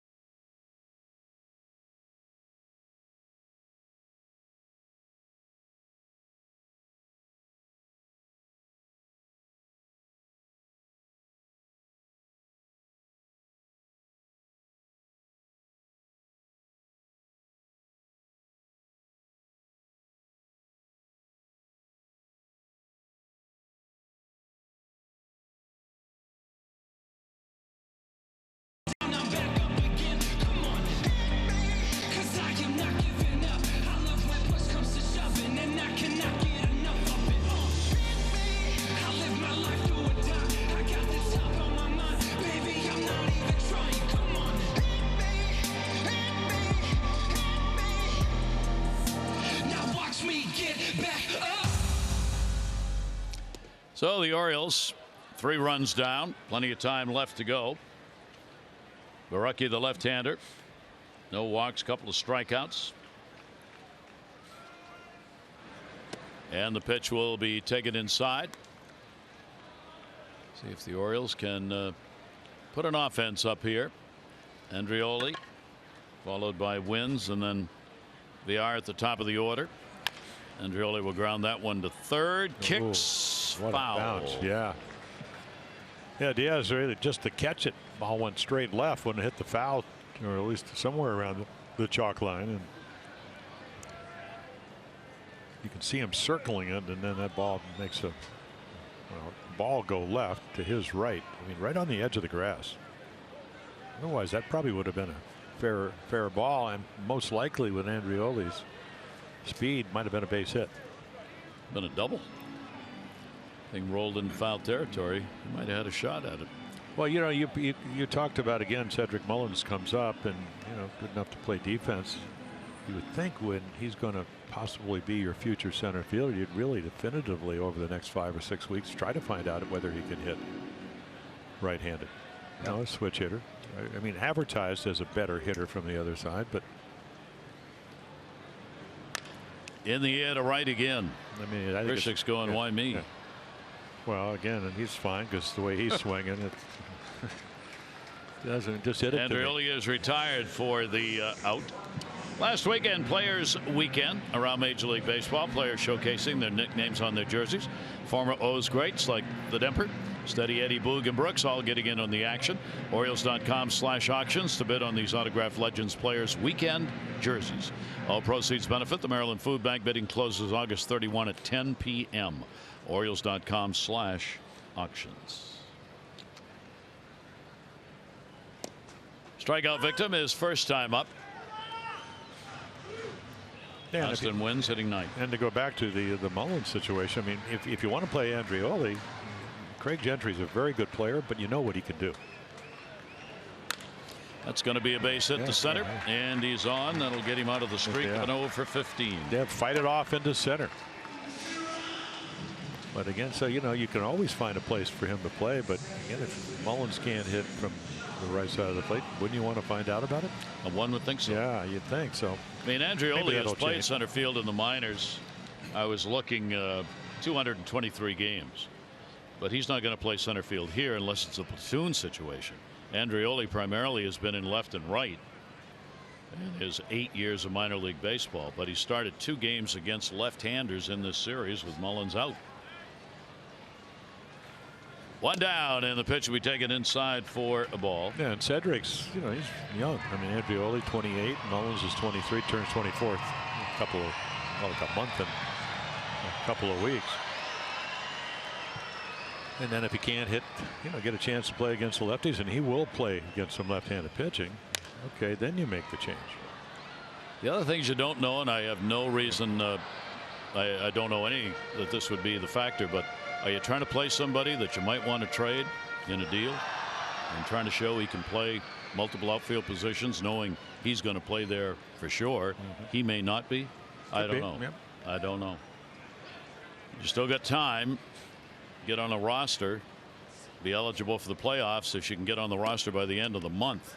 And trades will still be made in the next month, even though guys can't be on a postseason roster. If a team can pick up somebody who might help along the way to get there. So you got all those factors in play, and we don't know. 2 ball, 1 strike count. And the pitch will be taken inside, 3-1. Well, I didn't get a chance to do the series of games when Cedric Mullins came to the big leagues. Now I look at Cedric, and even though Al Bumbry was not a switch hitter, I remember when Al came to the club in '73. Now he made the club, and he had great years at AA and AAA, and he would go on to be the Rookie of the Year and steal bases and learn to play the outfield. Worked his rear end off every day, taking foul balls. So when you get at least a potentially impact player like a Cedric Mullins, I mean, hey, the nickname, Cedric the Entertainer Mullins, you'd like to find out if he can play or not. 3 ball, 2 strike count, runner off first base. That's a heater at 91. That gets fouled back. They are hit by a pitch, and he has grounded out. Looks like Albert Pujols is done for the year. Arthroscopic knee surgery today, so Pujols out. No reason for him to hurry back. 3 years left on his deal. Well, there's your Ohtani, because he had to DH, and even though he hurt his elbow, actually did a simulated game, so maybe getting close to pitching again. Go to center, line drive. Pilar coming right at him, head high. He'll haul it in. Villar's out. Yeah, Albert did what, age 38, had to play a lot of first base. So, I wonder whether or not his contract might be one of those lifetime deals where he doesn't necessarily have to play. I mean, I don't know whether he intends to come back or not. Well, he's had all kinds of plantar fasciitis and all kinds that he's come back from. So we'll see. Here's Craig Gentry. Gentry in the number 2 spot, a base hit. He is 1 for 2. Orioles with a runner on at first base. Austin Wynns getting the base hit. Orioles have 4 of them. They've been out hit 7-4 in this ball game. Power last night. Yeah, there it is. First home run since last year, August 30th. Gentry not a home run guy, but he plastered that one. Youngster's happy about that. He's still grinning today. And appropriately so. 1-0 count with 2 down.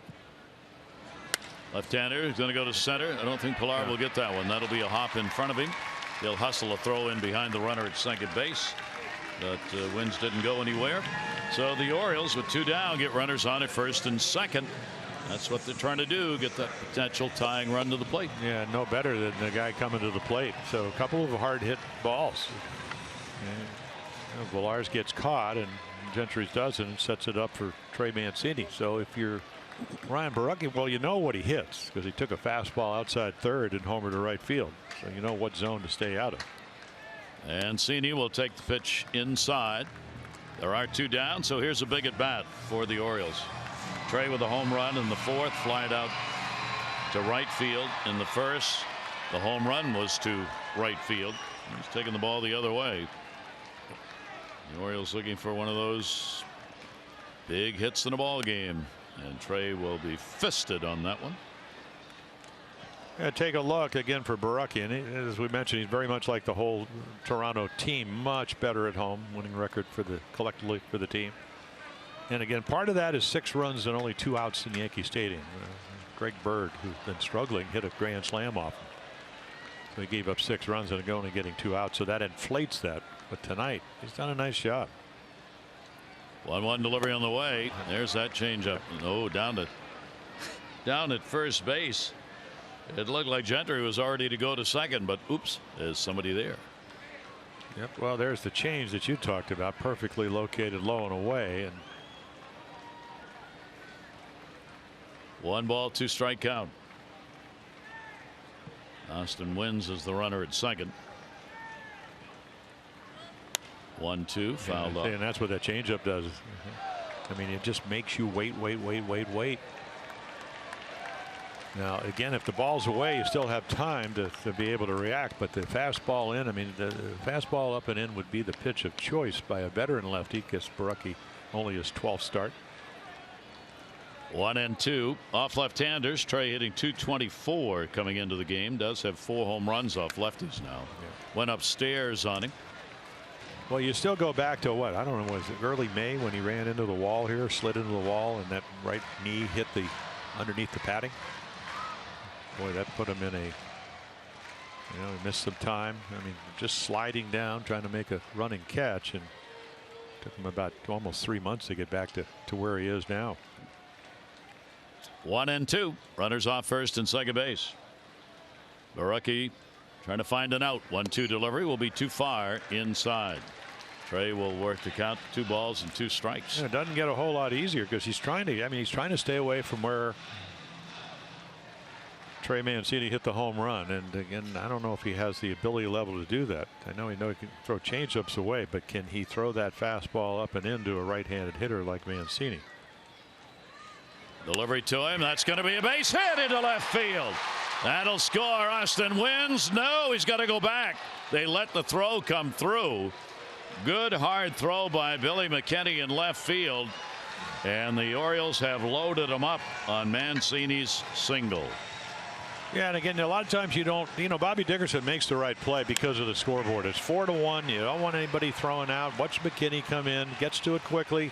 That's what Bobby's looking at. And again, I mean, very much the way Brett Gardner plays for the Yankees. McKinney coming out of the Yankee organization. So you don't want him getting thrown out with Adam Jones, who got 4 hits coming to the plate. And it would be nice to get an extra run or two. He'd Walker out to have a conversation with his young pitcher and veteran catcher. So a big at bat for the Orioles. Now a chance to go ahead. The go ahead RBI coming to the plate. Danny Barnes up in the bullpen for Toronto.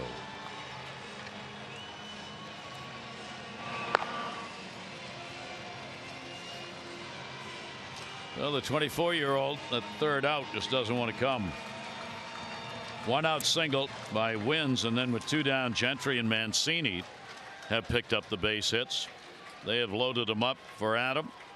2 for 11 with the bases loaded this year with 1 grand slam. He'll come back with a strike. And a changeup. Perfectly thrown low and away. Adam 0 for 2. He has grounded out and flied out.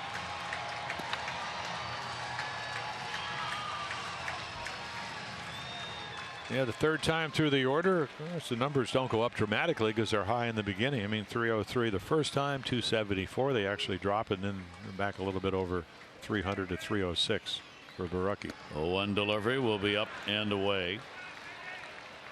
So Adam will even up the count at a ball and a strike.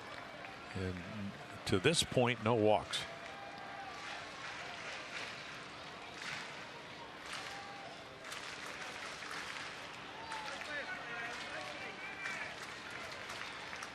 One delivery on the way, and almost got a run on a hit batter on that one. Yeah, already Adam hit. turns to the inside on it, 2-1.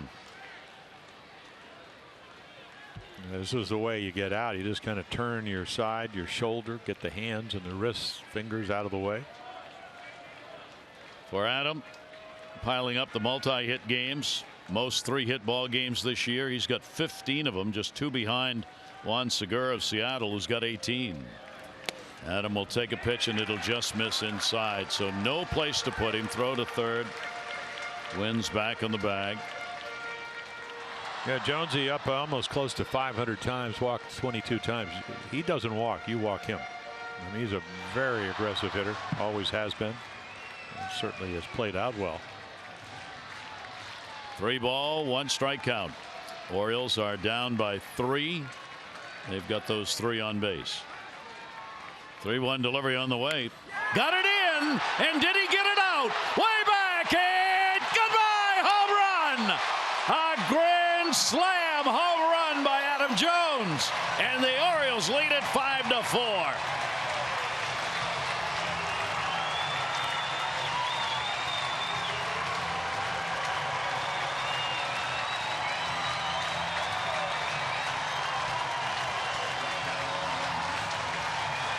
Oh, there it is. 379 feet, 104 miles per hour off the bat. And for Barucki, he went to the well one too often with that changeup and hung it. With 1 swing, Alex Cobb now a chance to win for the first time here at Camden Yards, even though it's only the 5th inning. 14 home runs on the year for Adam. And he's now got 54 RBIs, and foul back by Davis. Well, it's the right pitch, but the wrong location. It's a hanging changeup. It stays up. It goes out and gets it. I mean, this is a veteran guy in his 11th year here with the Orioles, and it's a no doubt about it. And our Maryland Lottery contestant, that's worth $500. Fred Anderson. Pitch will be taken up and in, and for Adam, continues a really good year at the plate. And the Orioles get their 4th grand slam of the year on that shot by Adam Jones. Adam gets the 2nd of his career. His first one is back in 2008. Wow. In the air, center field. Pilar won't get it. It's going to be a base hit. So Davis is on. He gets a single, and that's going to be it for the young left-hander. Unable to find the third out, and worse for him, surrendering the grand slam home run. Now another single, and John Gibbons will make his way to the mound. So the Orioles battle back in their chance to get the lead in the ball game. That is exactly what they do. They've had 2 homers in the game, and the salami by Jones puts them up.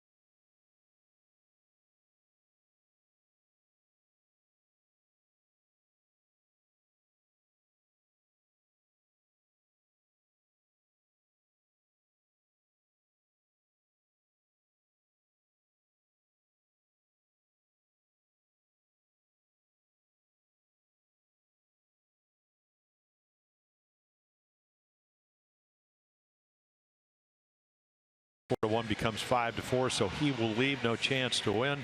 Now our Jiffy Lube pitching change. Jiffy Lube stores now do brake services. Stop in and let Jiffy Lube perform a free brake inspection today. So Danny Barnes, we saw him early on, just came off the DL. He's down to AAA Buffalo. Pitched what, on Monday night. 1 inning, 4 hits, 3 runs. And again, fastball, changeup, an occasional slider. I mean, occasional. So fastball, changeup, pretty much what he throws. And so-so numbers as far as inherited runners. Tim Beckham is 2 for 3 off him. He's got Davis on at first base. Beckham a double, 1 for 2 in the ball game. As the Orioles coming alive here in the 5th inning and delivering the long ball on the grand slam, and Davis following it up with a single on at first base. Adam Jones now in this series has picked up 6 hits and 10 at bats. And the pitch is a strike on the inside corner. I think, and if there's any consolation for the young the lefty Ryan Borucki, he didn't walk him. There were no free passes. Now command became a little bit of an issue, so had some more balls to hit, and they hit him. Even the outs were loud. The line drive that Pilar hit to Pilar was singed to center field. 1-1 delivery on the way, will be on the inside corner. Beckham not so sure about that. Yep. So there's the youngster. 3-3 coming in. Could be the loser in the ball game. Cobb could be the winner for the moment. Long way to go, though. We're only in the bottom of the 5th inning. Well, it's the things you go through when you're a young pitcher. In this ballpark, 4 to 1 is comfortable, but certainly not insurmountable, as he found out. And 1-2 delivery, and that one doesn't break and stays inside. Yeah, Borucki's dad, I was talking to some of the guys. He actually came up through the minor leagues, played, what is he, second baseman, I think, for the Phillies for 600 games in the minor leagues. So.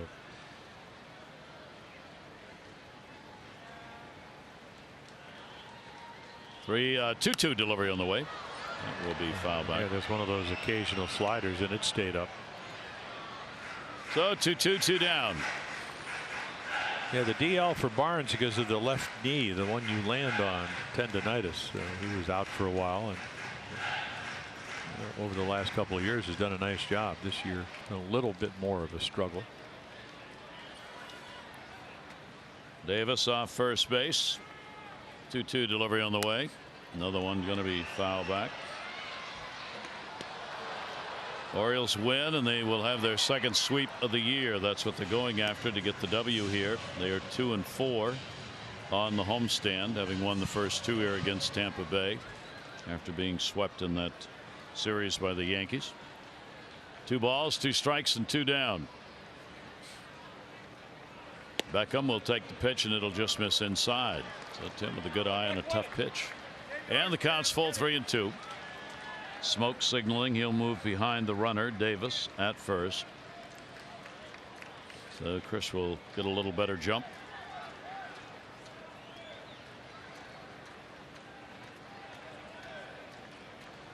Barnes in the air left. McKinney.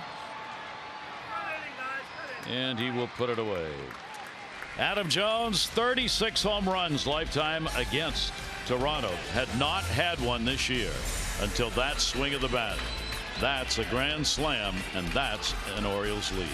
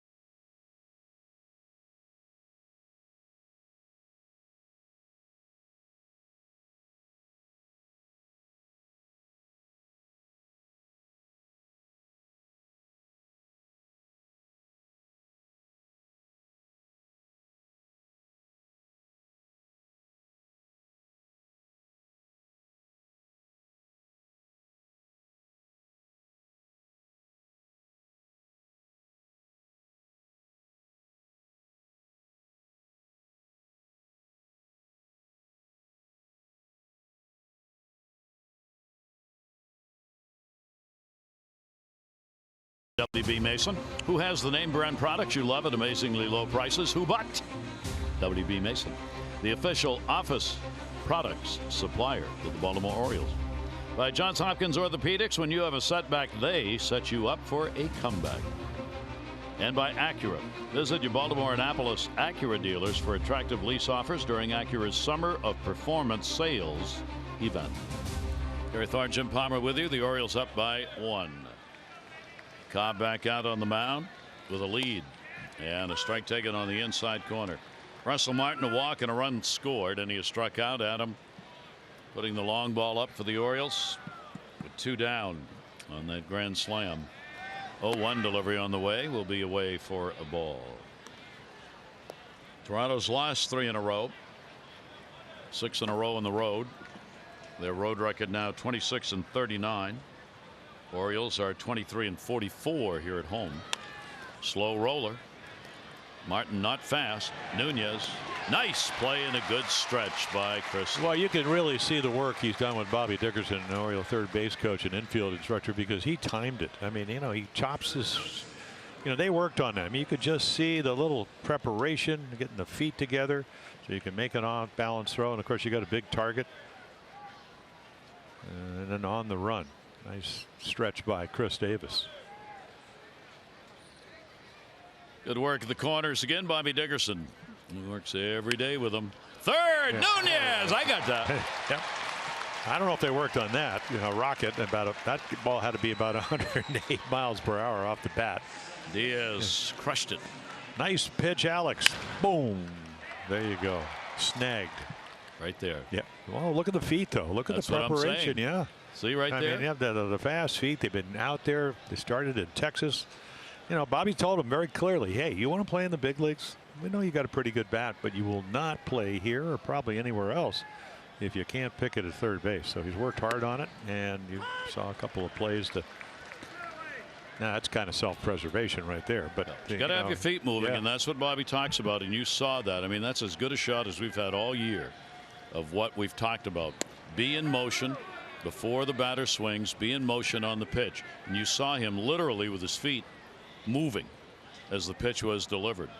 And that's what Bobby has preached to all the infielders as long as he's been here. 1-1 delivery on the way, and the pitch will be up and in. 2 quick outs. Well, this is what Cobb would like to do right here after the Orioles get him a lead. Shut down Toronto 1-2-3. Devin Travis, 2 doubles in the ball game and an RBI. Argued for a home run on the last double, didn't get it. Ground to third and foul.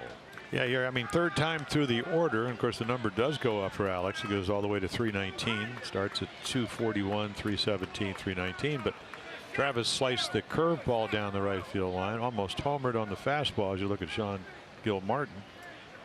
So again, what to be? I would think it'd be a split-fingered fastball. 2-2 delivery in the air to left field. That ball's hit pretty deep, going back, way back, and we're tied. Goodbye, home run. And it wasn't, and he's hitting ninth, but you wouldn't know it the way he hits against the Orioles, and especially tonight. 3 extra base hits, 2 double, and a home run, and the ball game is 5-5. Yeah, it came in 2 for his last 33. So, as you mentioned, Gary, a couple doubles and then a hanging splitter. Very much like the changeup. He gets sails out of here. You can see the targets down, balls up, game tied. That's a backbreaker. Coming as it does with 2 down right after he got the lead, and that's what he knows. So Alex is going to leave the ball game non-decisioned.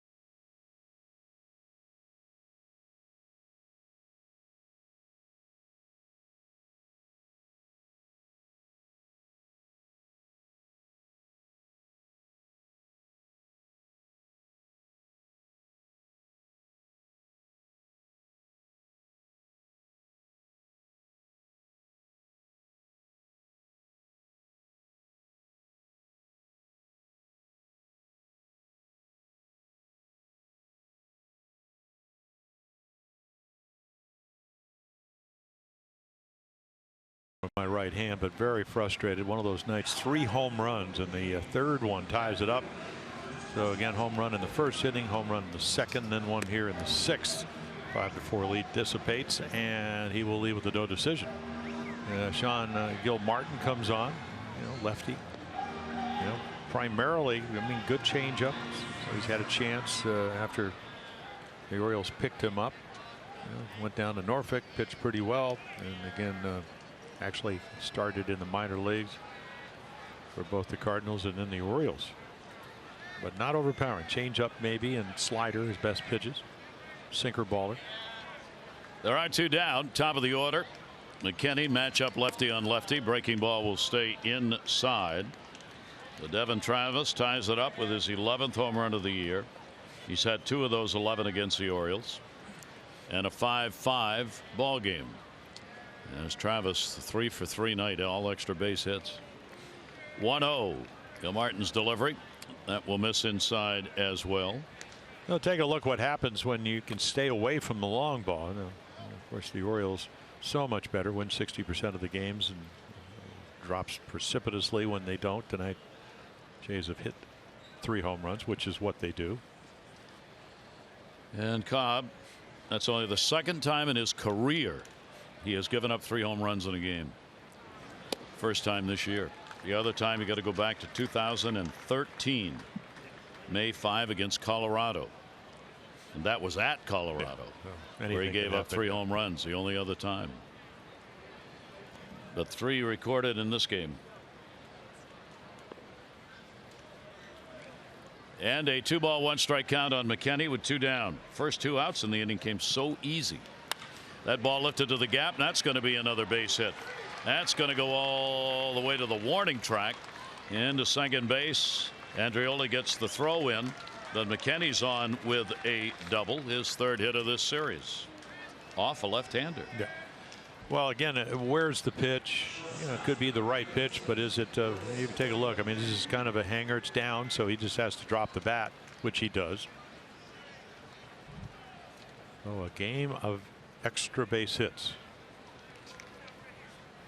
So now the potential go-ahead run is on with Billy McKenny picking up the base hit. That'll bring Gurriel to the plate. What is Gurriel? 0 for 3 in the ball game. Ground ball. That's going to be nailed by Nunez. Boy, he's played some D over there in this game for the Orioles. So a run on 2 hits, the home run by Devin Travis. We are 5-5.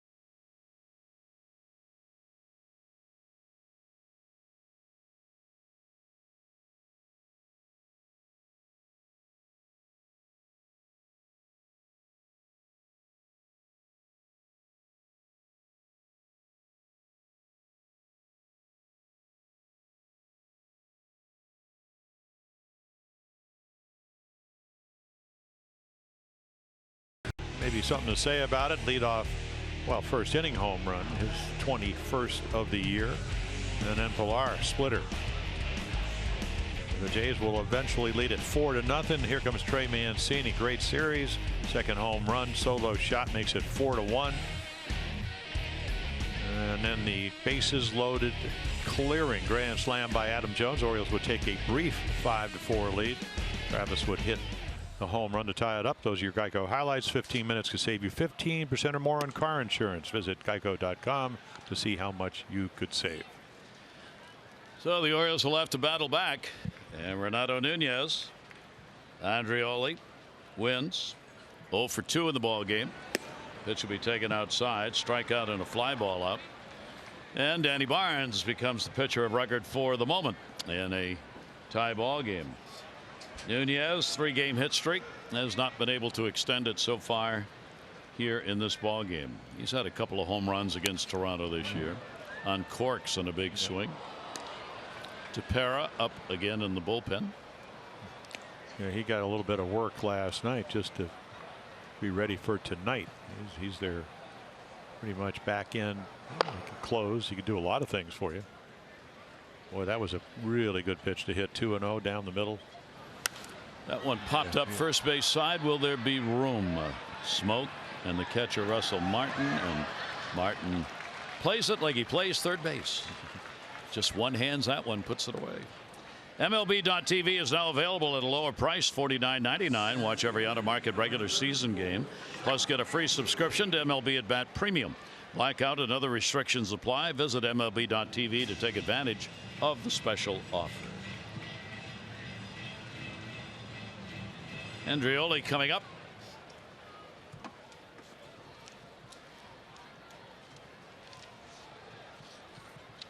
Fly ball out to right.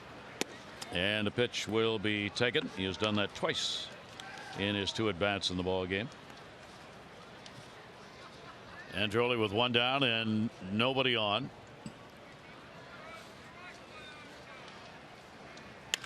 That'll be down to third, but it will be a foul ball. Occasional power. Last year played at AAA Iowa out of the Cubs organization. Hit 14 home runs and 430 at bats. What they liked, 26 steals the year before AAA. Of course, he played 3 straight years with the Cubs. 33, 43, 26 stolen bases. So good speed. And that'll be fouled back into the screen. So Barnes will get ahead on the count here. 1 ball, 2 strike count. Got a little baseball souvenir to take home, and look at that glove. Now that is a glove of fashion. 1 and 2. And Andreoli will take the pitch up high. As we said, Andreoli primarily a corner outfielder in the games he played in the minors. He played 18 games in center with Tacoma this year, and 223 games in center field over 8 years in the minor leagues. Little chopper. Pitcher was going the wrong way. Shortstop's got to do it. Guns it and won't get him. Good speed, beats it out. Gurriel gave it a whirl but couldn't get him. Yeah, Gurriel played it the only way you could to make it close. Well, Mullins can do this. Villar can do it. You can get jammed and then you can beat out a routine play, except it's not routine because of the speed factor. Everything you can possibly do to throw him out. But the foot down, get yourself a base hit. So the Orioles get the potential go ahead on. And here is Wins, who delivered a base hit his last time up and scored on the grand slam by Adam Jones. Wins 0 for 15, broken with that base hit. And the pitch will be taken up and in. Andreoli getting a lead over there, trying to get Danny Barnes maybe to throw over to get a look at his look. 1 stolen base. Well, your advance reports tell you how quick he is to the plate. Of course, you can always change that by slide stepping. Runner goes. Throw. Had a hard time getting a handle. It's a stolen base. Yeah, came in 15 for 72, which is about 21%. So you think about Russell Martin. He's so athletic, he'll turn sideways, but it's a straight steal. Head down. And again, nice tag as it was a 1 hopper, but because he couldn't get a handle on it, Andreoli able to get the 2 for 2 on the year in stolen bases, both of those coming with the Orioles, and now a runner in scoring position with 1 out.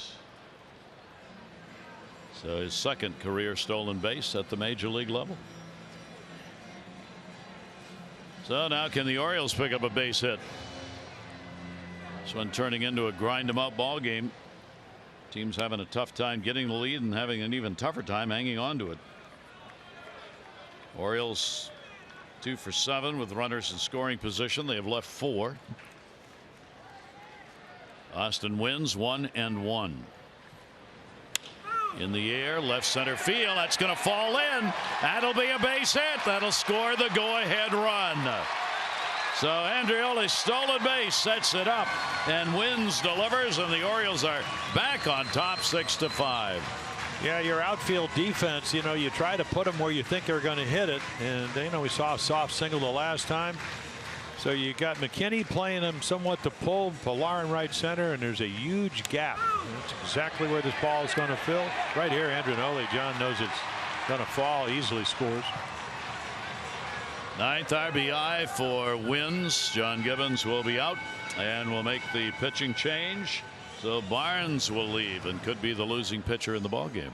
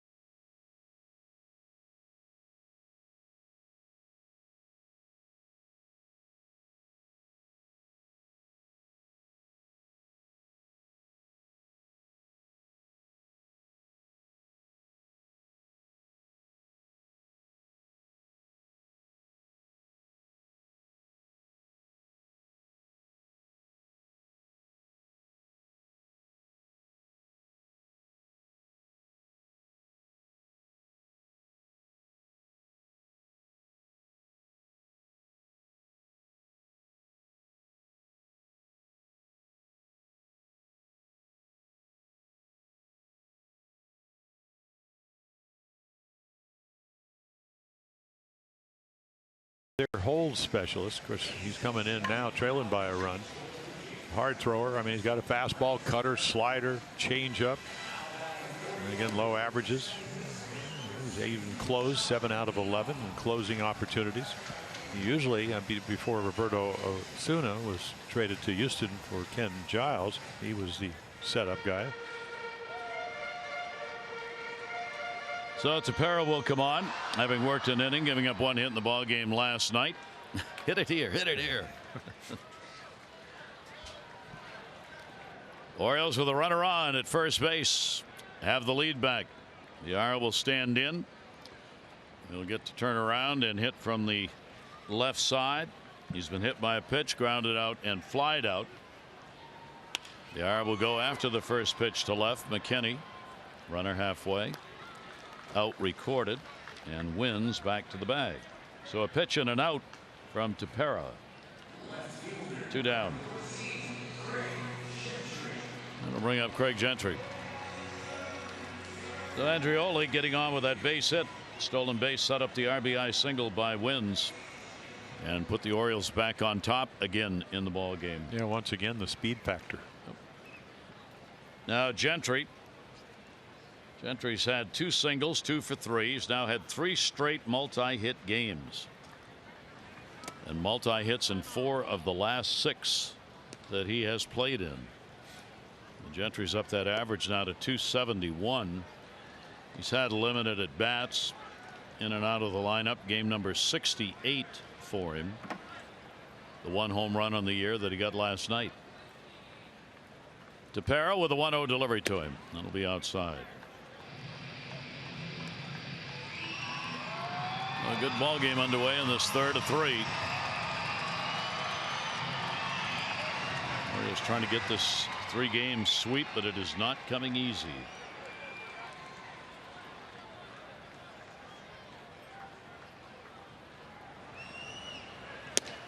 And he'll take that pitch. Tepera will miss with that as well. So Tepera falls behind 3-0 with Trey Mancini, another real hot hitter, waiting on deck. Which is why you would imagine he'll be taking. Of course, if you're Ryan Tepera, you can't assume that. 3-0 delivery. He does take, and he's on 4 straight.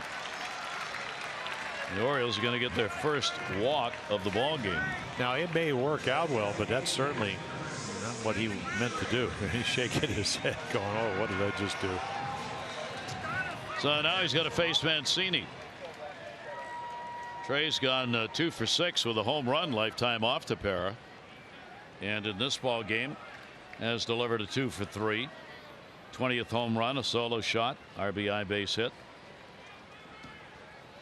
5-game hit streak for Trey. Runners at first and second base, and he'll go after the breaking ball down and away. Yeah, he was making a face in the middle of his swing. How did I swing at that pitch? Well, I can tell you it was a pretty good slider. You got to make good pitches when guys are hot, and if you don't, you can see the results. They hit them hard, and sometimes they even hit those pitches. Mancini in the air again, that right side. That'll be over into foul territory. Yeah, Tepera's kind of got the stuff, and that's why, you know, 18 holds last year, that he can go up in the strike zone, 95, 96. He can go to all pretty much quadrants of the strike zone when he's right. Orioles have not gotten anything off him this year, run-wise. 5 hits, 7 innings worked this season against the Orioles for Tepera. No record against the O's this season. Mancini now with a 2-strike count. Wins off second base, Gentry off first.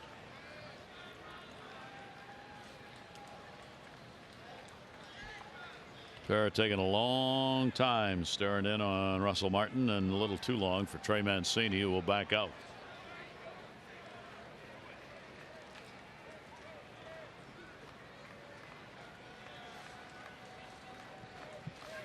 Tepera decides what he wants here in the 0-2.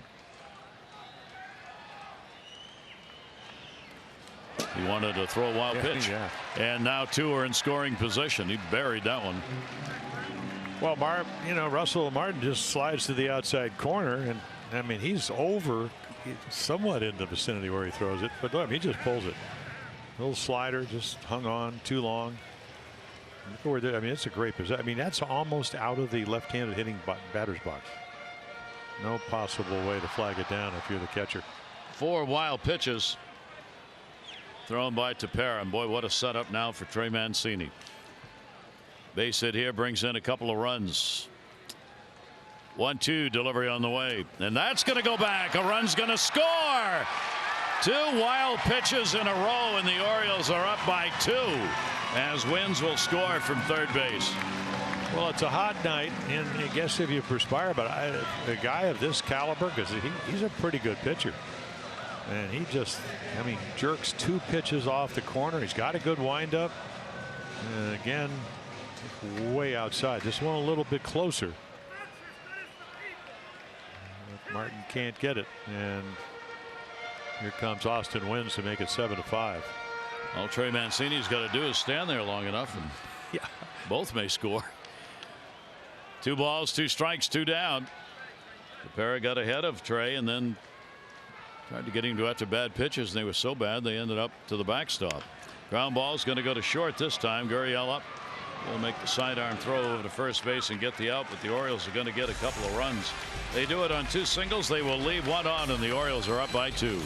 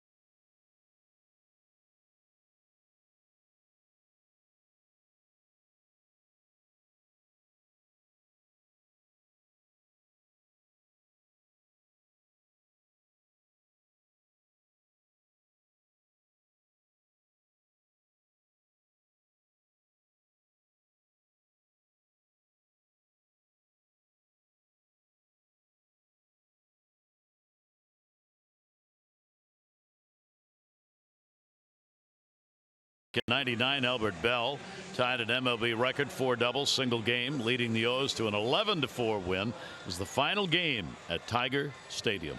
And in 96, Bobby Bonilla is the one who hit the home run, and the Orioles became the first team to have 7 players to hit 20 or more in the same year, joining Palmeiro, Alomar, Ripken Jr., Sir Hoff Anderson, and Hoyles. Bonilla's home run in this state in 96.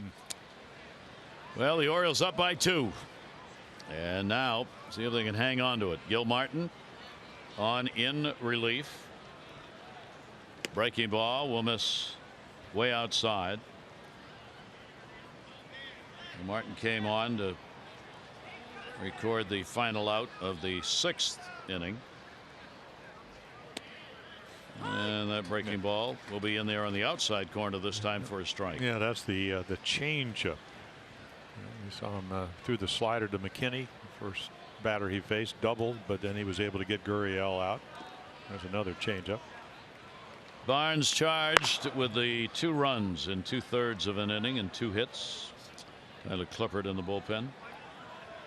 Castro for the Orioles. 2 ball, 1 strike count.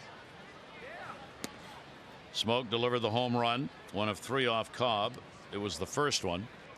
Came in the first inning. Number 21 was stranded after picking up a walk in the 5th. Morales, Richard due up, switch hitter.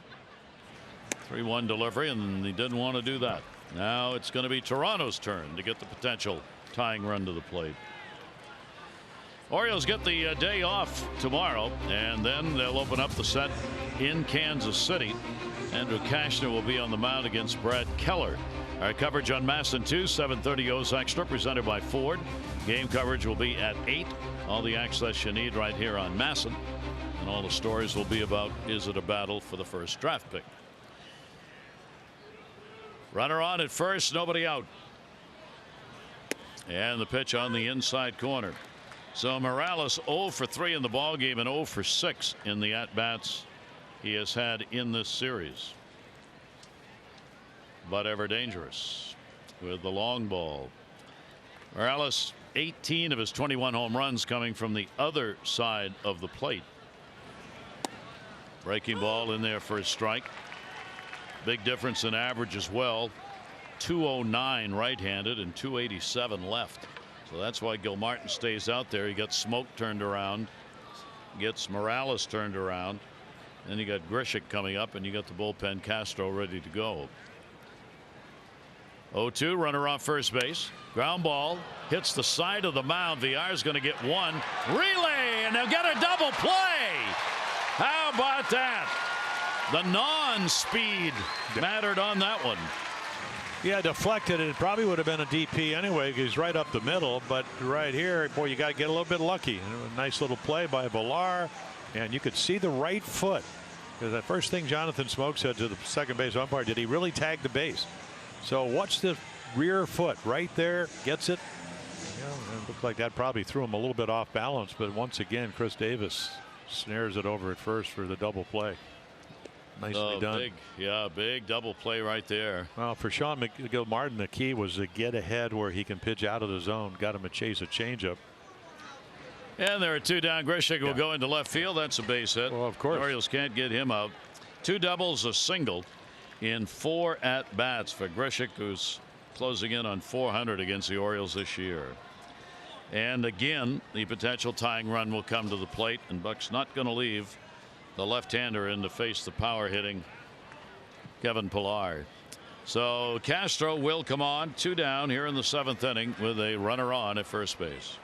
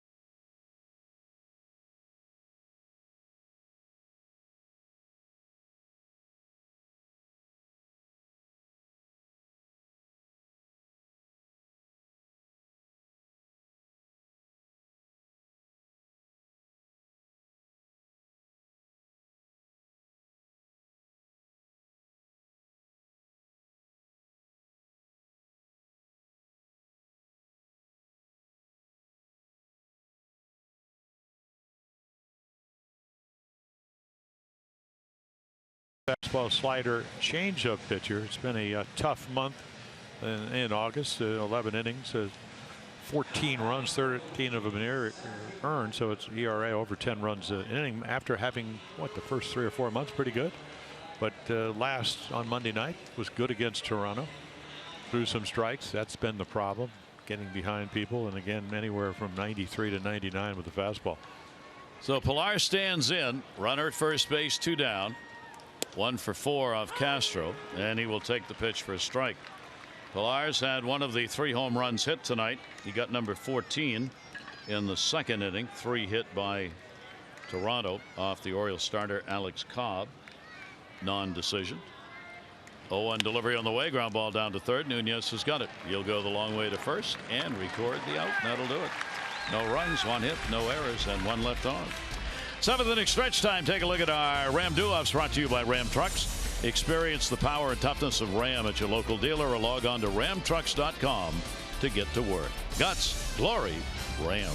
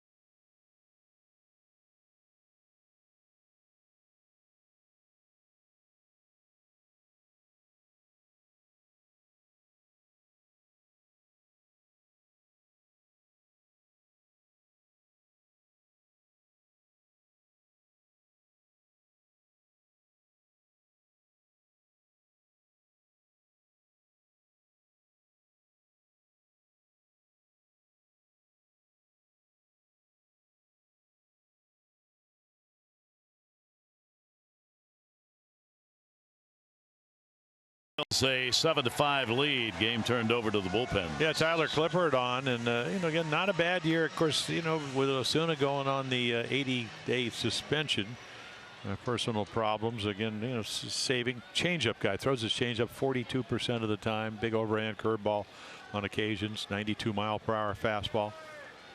And of course, a veteran, been around a long time, and he's closed. He's done a lot of things. He actually got a start back in June against the Mariners. Adam Jones, the big grand slam that put him up, and our fourth drive of the game. Well, again, Barucki pitches well right to this pitch. And it's a 3-1, gets behind him, throws him a changeup, which really worked well, but he elevates it. Adams looking for it.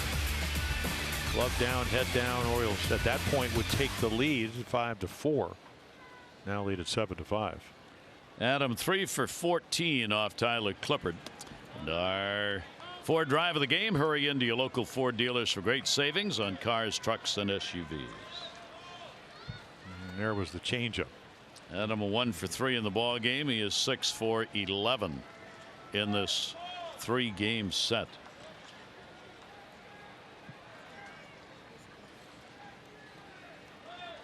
Last grand slam was in his first year as an Oriole. Really? Yeah. 11 years ago? Yep. 0-2 delivery on the way, and a swing and a miss on a 90-mile-an-hour. Well, after that changeup, 90 looks like 100 from Tyler Clippard. And then he throws it up and away, and talk about elevating. There it is, and trying to hit it right on the corner. So 1 down. Tyler Clippard getting the strikeout will face Chris Davis. Davis reached on an arrow, was stranded, flied out, picked up a base hit, and was stranded. He got the single after the grand slam home run. Shift on against him. Orioles batting bottom half of the 7th inning. Day off on to Kansas City for 3. Pitch will be taken down low, and they would love to celebrate a sweep against these Jays if they can hang on to a lead here. And if they win, it'll be only for the second time. Had a 4-game winning streak back in May. Second time they've been able to win more than 2 in a row. 1-0 delivery on the way to Davis on the inside corner for. And the weather would be, it'd be 90-ish in Kansas City, so a little bit cooler than here. Davis, a home run against Clippard in his career, 2 for 6. Tepera out of there 2/3 of an inning. Gave up a walk, towering pop up, coming back. That'll be over the screen. Right now, Danny Barnes, pitcher of record on the losing side, 2/3 of an inning, 2 runs, 2 hits. And Gil Martin, who's got a 3-3 major league record, but no record with the Orioles, has a chance to be the winning pitcher. He worked an inning. Gave up a couple of hits and a walk for no runs for Sean Gilmartin. 1 ball, 2 strike count on Davis. Over the top, third baseman Diaz. And 2 down here in the 7th inning. That shift was really overextended and perfectly so. He was almost at second base when he got that ground ball. Well, he's playing third tonight, but we've seen him play everywhere. I mean, he's got a short start arm. 2 down, bases empty. Beckham. Tim 0 for 4 lifetime off Clippard. A double, 1 for 3 in the ball game, 3 for 11 in the series. Clippard trying to get the off-speed pitch in, but it stayed way up in the air. And a 1-0 count. Yeah, I mean, a lot of pretty good defense by the Orioles. You know, even Tim Beckham, in the 5th inning, double by Gridget, which of course he's done on a couple of occasions. But Pilar hit a ball in the hole, and he threw him out. Huge play at that time. So big 3-run home run last night. Another guy that's working with Bobby Dickerson. The defense has gotten a lot better.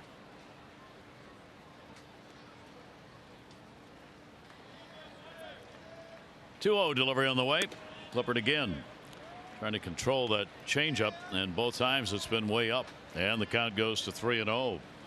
He has no record against the Orioles this year in 6 games. He does have a save, but only 1 for 3 in saves for Clippard against the Orioles. They've gotten 4 runs in 5 1/3 innings off him.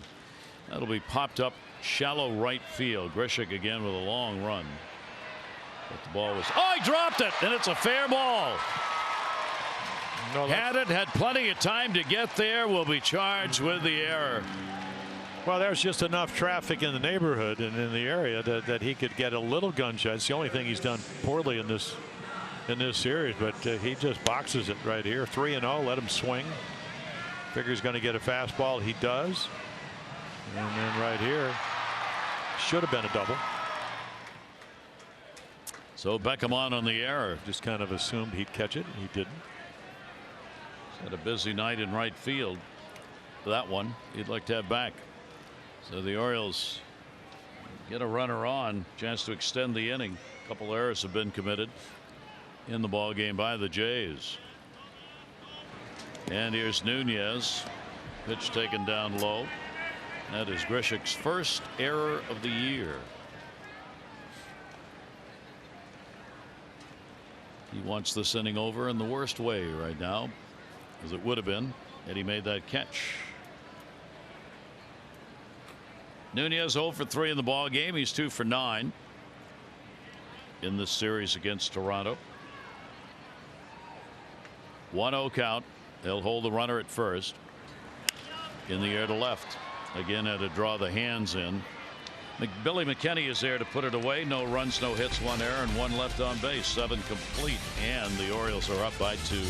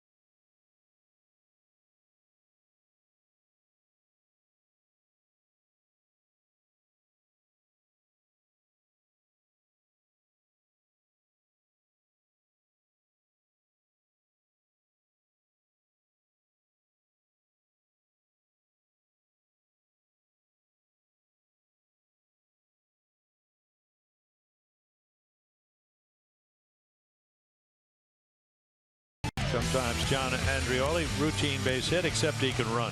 You can see right there, home to first, a little bit over 4 seconds, and then the ability in the minor leagues to steal. How about the big leagues? First steal for the Orioles. Again, sprint speed of over 30, and then he would end up scoring as Austin Wynns would dump one into left field. So speeds up the game, gets you base hits and runs. So the Jays bat, running out of outs to work with. Castro facing Russell Martin. A walk and a run scored. 0 for 2 officially. Breaking ball taken down low. Diaz and then Travis. So Toronto will get to turn this order over one more time in the ball game at least. Paul Fry is getting ready in the bullpen. Castro's slider will miss outside. Toronto's been able to get that potential tying run to the plate twice since falling behind by 2. Did it in the 7th. 2-1 delivery on the way, and another slider is going to be outside. And a 3-1. Giles in the bullpen for Toronto. Yeah, the Blue Jays are hoping that the same Miguel Castro back on the 22nd up in Toronto, where he gave up, what, 3 hits, 5 runs. Oh, a home run, the Travis. Russell Martin will go after it. But, you know, in these situations, and again, he's only 23. You go back to what, 4 years ago, he was actually the closer for the Blue Jays coming out of spring training back in 2015. But right here, 2 runs to work with. You want to, if you can, make him put the ball in play. In fact, he didn't even want to go 3-2, but he did.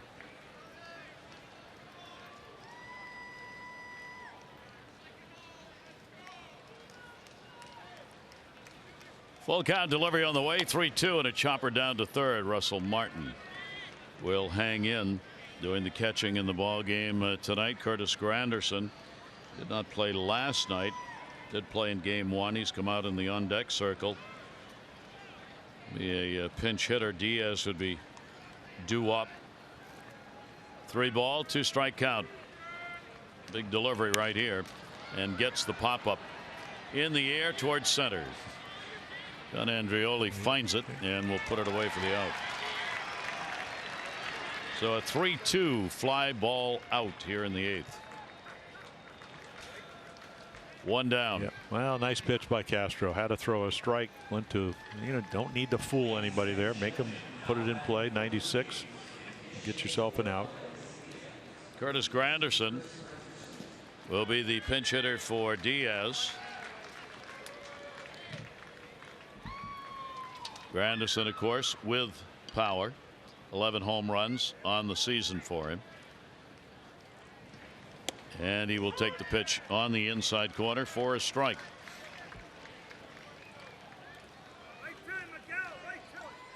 Full shift on by the Orioles in the infield. Granderson had an 0 for 3 in the opener. He'll take that pitch down low. Travis, Devin Travis, whom the Orioles have not been able to get out tonight, on deck.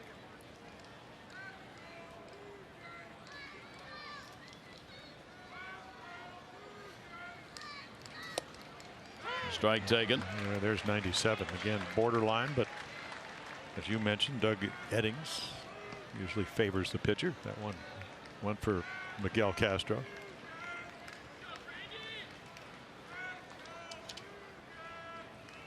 1-2 delivery on the way to Granderson, and he'll come through with a base hit right through the middle. So Granderson is now 5 for 18 as a pinch hitter this year. And again, a potential tying run will come up for Toronto. And it'll be Devin Travis. The John Gibbons Ball Club hanging in just as the Orioles have had to do at times in this game after falling behind. 2 doubles and a home run for Devin Travis. 2 RBIs in the game. Jays actually out hitting the Orioles now 11-10. No lead for Granderson over there. And 2-run lead, inexperience factor right there. Not going to be going anywhere. And they really play him straight away. I mean, Andreoli in center. I mean, it's maybe one step. Taking. He's 1 for 3 off Castro, a home run. Yeah, that's in that 5-run inning up in Toronto. One of the 3 hits, and a couple of walks, and he smoked it. Hanging slider. So if Miguel doesn't remember it, I'm sure that Austin Wynns does. And there's your slider will be taken way outside on him. Mays in the bullpen. We've seen him last night in the ball game. 1 ball, 1 strikeout. Giles has been up and throwing.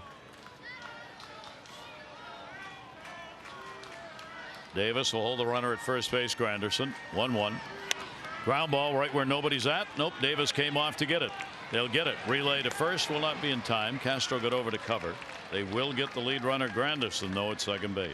Well, there's the good slider, and he gets weak contact, which is what you're looking for, and then you let your defense, which has been pretty good for the Orioles tonight, do their work. And for Chris Davis, he just cleared the runner to make sure with a 2-run lead he got that lead runner at second. So the matchups will go on as the left-hander Fry will come on to face the left-hander Billy McKinney in the leadoff spot, and the Orioles remain up here in the 8th inning by 2.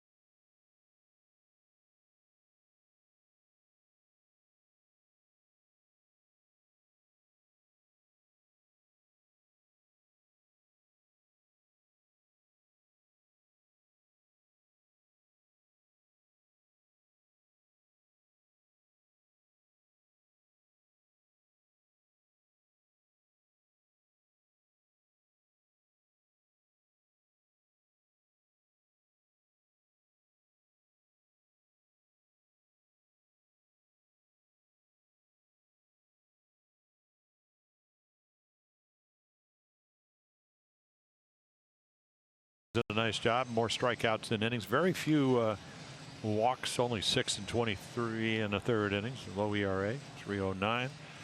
So how do you match up? You know, gets righties out better than lefties, which is unusual. And what is John Gibbons going to do?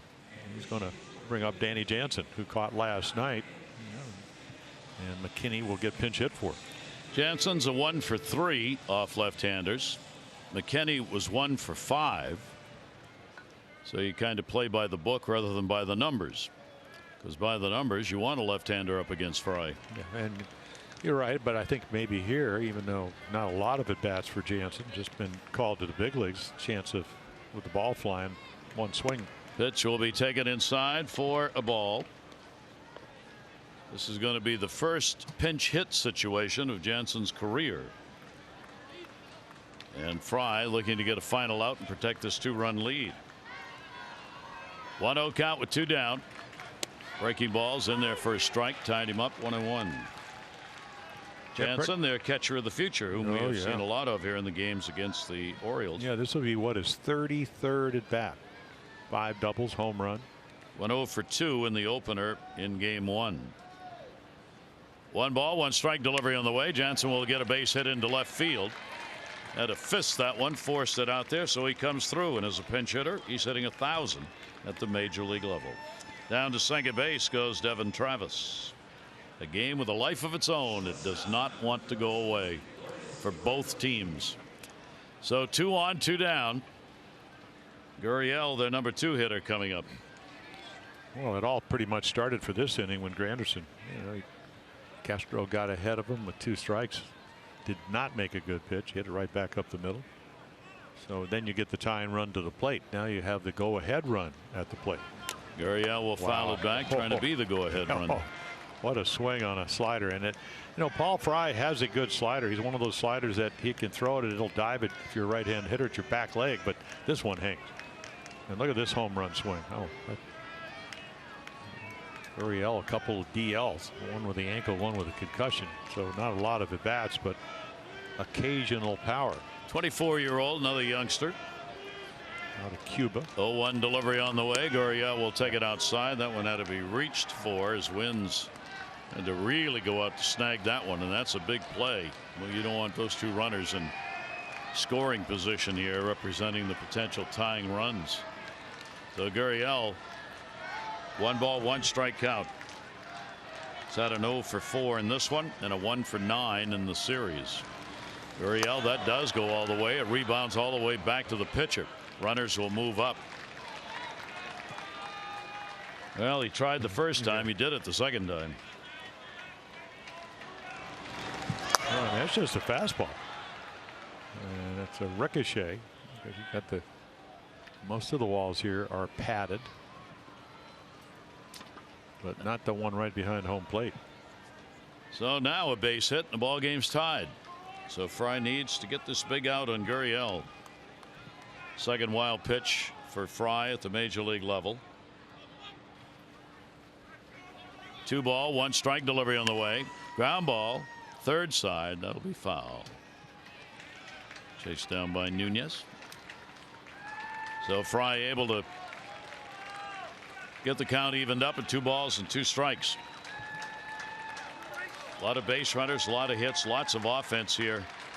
First 2 games it was all about the Orioles in the offense. Now in this one it's both teams putting up the offensive numbers. 2-2, 2 down. Fry's delivery on the way, and that's going to be in the air to right field. Playable and a big out recorded. Adam Jones goes back to get it. 2 are left in scoring position. Jays 1 for 7 in those situations with 9 left.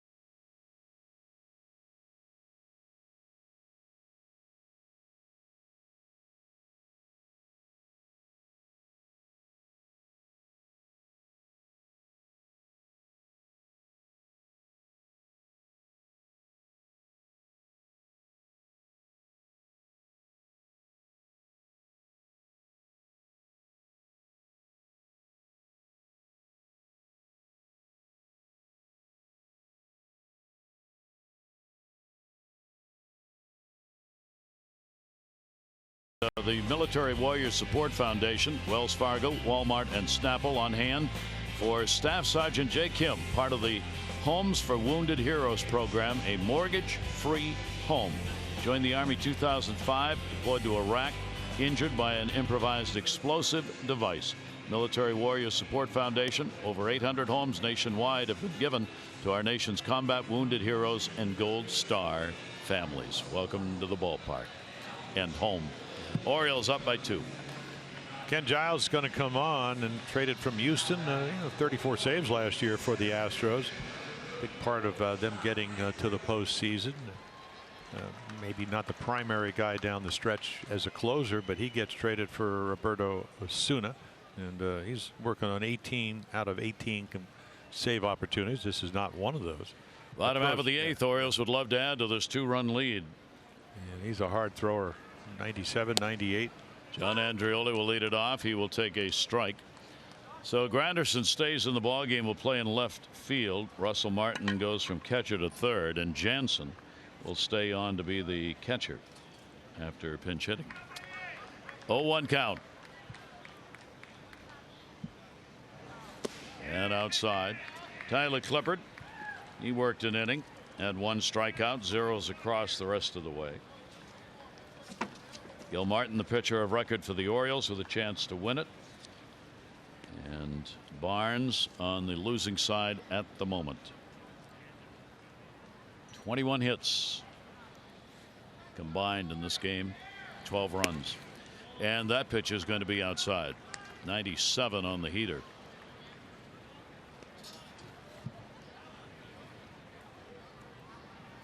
Andreoli wins, then the top of the order. VR due up for the Orioles. They've gotten production out of the bottom. Andreoli 1 for 3, 2 for 3 for wins, and those two have scored 3 times. Strike taken on the outside corner.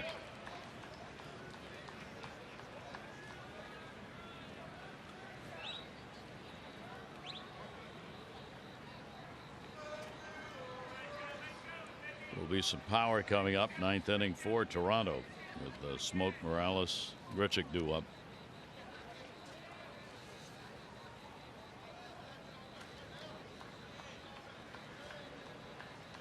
Two starters non-decision tonight. Alex Cobb 5 runs 8 hits 5 2/3. Lorecki gave up 5 runs 8 hits 4 2/3. New baseball, same count, 2-2.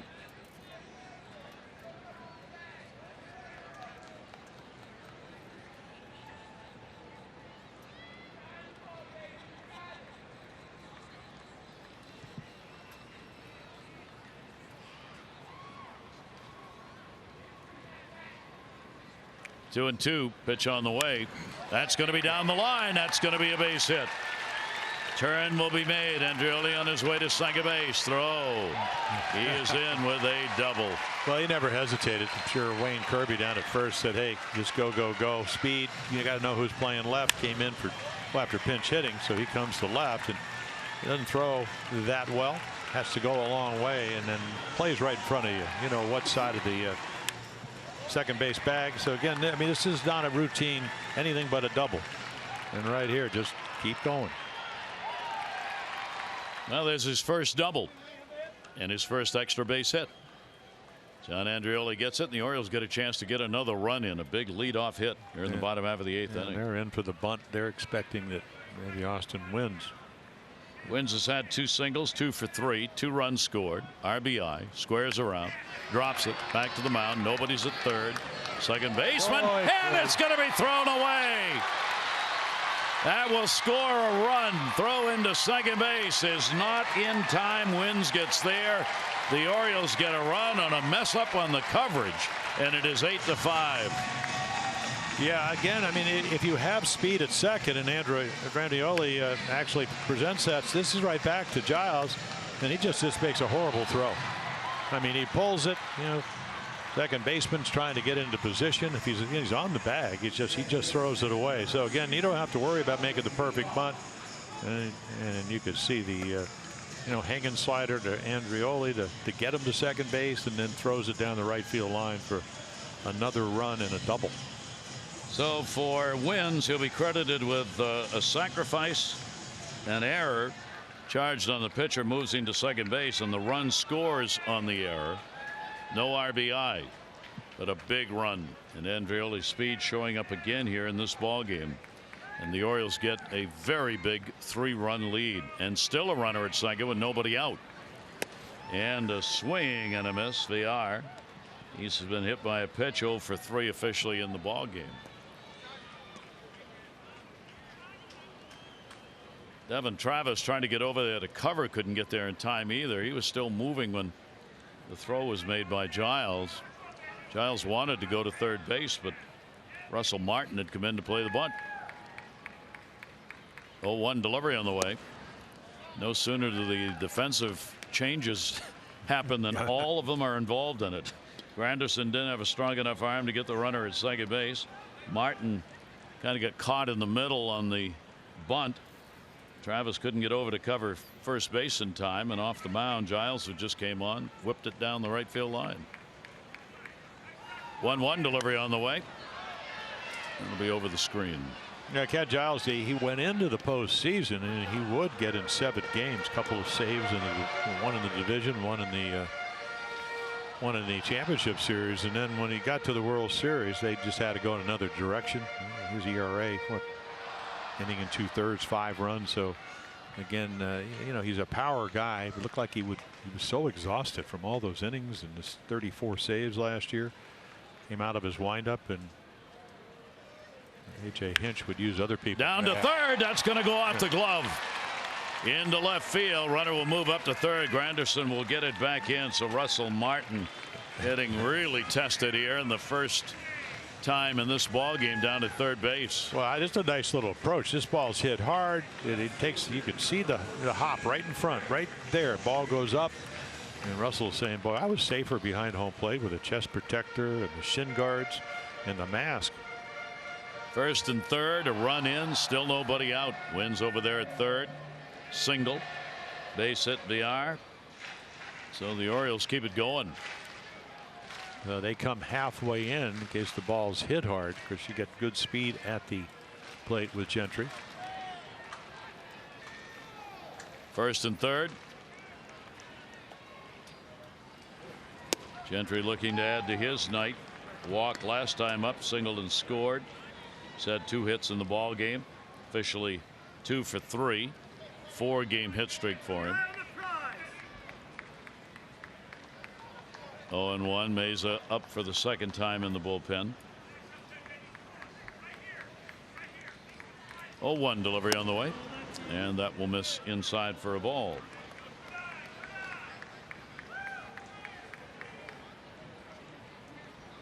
So the Orioles 3 real fine offensive games against the Jays. Each team now 12 hits in the ball game. Orioles on top 8-5. John Givens Ball Club, while they've been able to put some offense up tonight, their woes pitching wise continue. Runner goes, no chance. The Villar is down. He'll get a stolen base. Well, you take what they give you, and when you have somebody, I mean, the one thing about Jonathan Villar is that, you know, he can run. He's not afraid to run. Switch hitter, play shortstop, second base. And if you'd hold him on, he's going to do exactly what he did. Now the infield all the way in. Gentry with a 2-ball 1-strike count. Greg will go after it down the line in right and into the seats. Talked about how these Toronto pitchers have had to struggle, especially on the road. They've now allowed double-digit hits in 6 straight games. That is the second, ties the second longest streak by an American team this year. And if they lose tonight, that will be 7 in a row on the road, with all of those games 6 or more runs. Gentry with a 2-ball 2-strike count. Runners off second and third. And they got one down and into him. Yep. Good movement, good location, good velocity at 98. So the strikeout, still just the first out of the inning. Trey Mancini. Trey has had a homer, a single, 2 for 4. Picked up an RBI. Had 5 RBIs last night.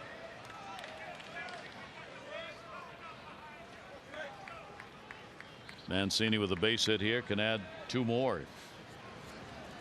Trey will take it up high from Giles. Givens getting ready in the bullpen.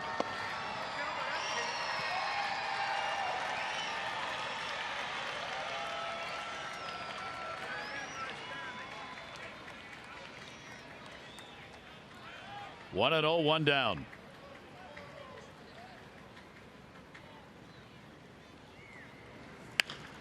And that's going to be a foul ball. He's going to check his bat right in on the fist.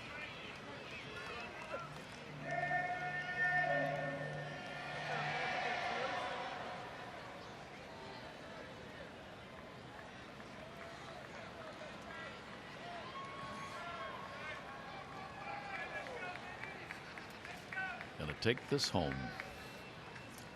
1-1 delivery on the way, up and in. And a big cut, no chance to hit that one though.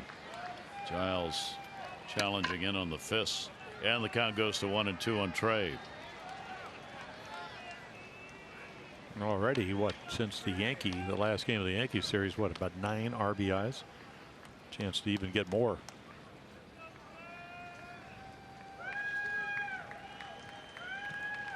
Here's the 1-2 delivery on the way. Down the line and foul.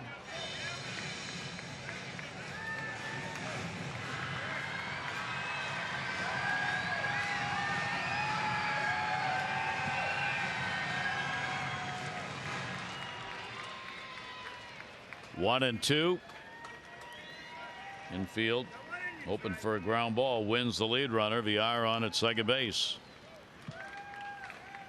Outfield shaded a bit to right.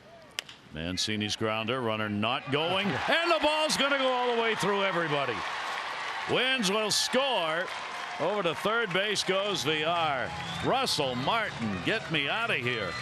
Ball down to third. He couldn't handle it. Gurriel behind him couldn't get it. Another error, this one on Russell. Well, we saw him play on Monday night, and he played well, but he didn't catch for 7 innings.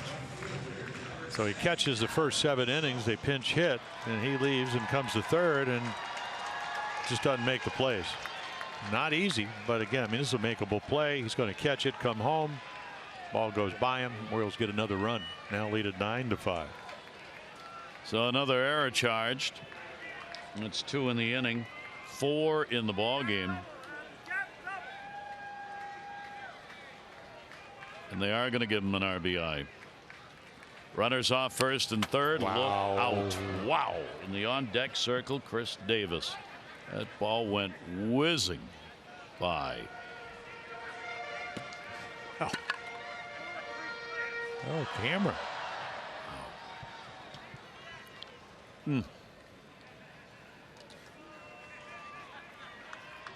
0-1 count, 1 down.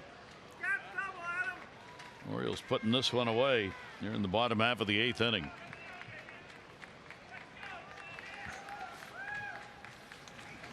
One pitch, and that one's going to be taken inside. So another chance for Jones to add to his numbers. Grand slam home run.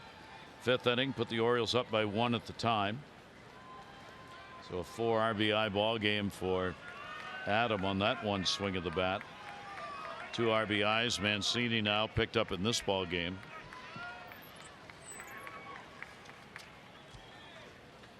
Giles with a 1-1 delivery on the way, and that's going to be a base hit. He will add to it. The R will score. Adam Jones, the RBI, 5 in the ball game, and the Orioles lead at 10-5. Yeah, you bring in the closer, and you figure you're going to get him some work in a 7-5 game. They don't play well behind him. He hangs some sliders, the one to Andreoli. There, another one right there to Adam Jones, and the next thing you know, your manager's coming out to get you. So back to the bullpen. As Giles couldn't get it done, Meza will come on.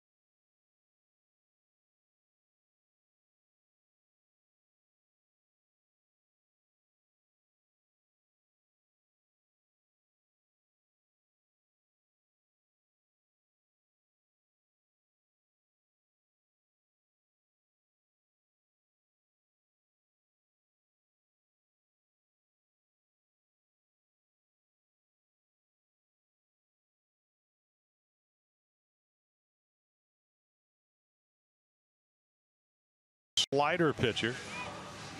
Again, coming in to quell the damage. And not an inning you like to see if you're John Gibbons. You bring in your closer to get a little bit of work, and then the next thing you know, you got to go to your lefty. So the Orioles will try and continue the onslaught here in this 8th inning. Toronto defense just falling apart. 3rd 4-error game they've had this year, and the 4 errors is a high in a ball game for Toronto. Russell Martin a tough time here in this inning, his first inning down at 3rd base in this game.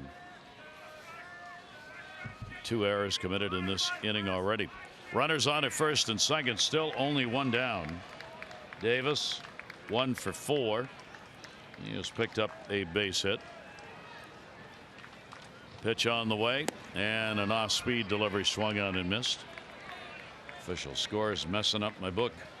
They take the RBI away from Mancini, so he doesn't get an RBI. It scores on the error. So Trey's out there at 2nd base. Official score is giveth and taketh away.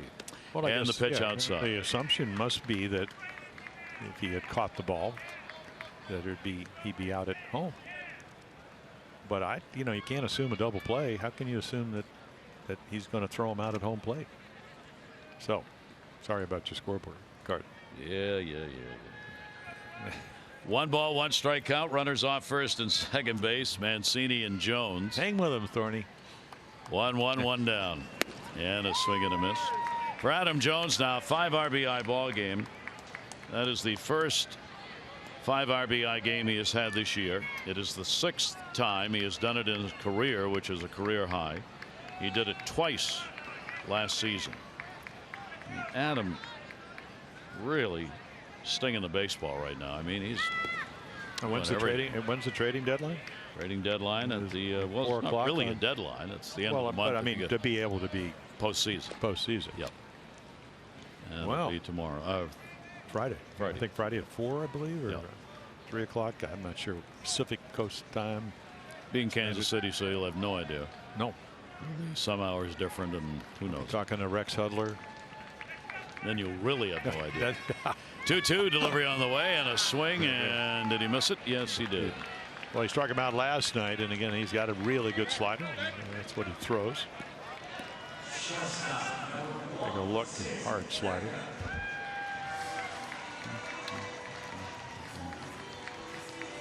So Mesa with a chance to get out of the inning, as there are 2 down here.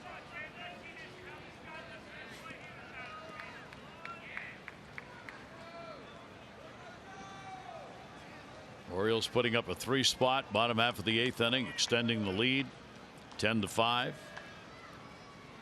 2 down, and the pitch will be up high. Tim Beckham, the 8th Oriole to hit in the 8th inning. He has had a double, 1 for 4, also reached on one of the errors committed. Orioles will need a day off tomorrow just to recover from all these runs and hits.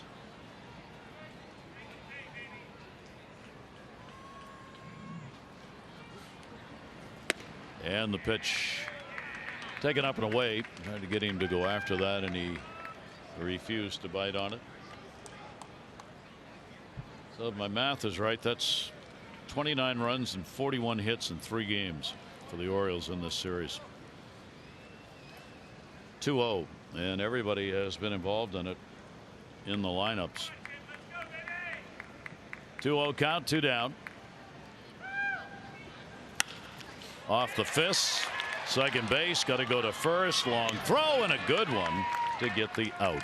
Devin Travis goes over to record it, but the Orioles adding 3 more, 3 outs away from a W and a sweep.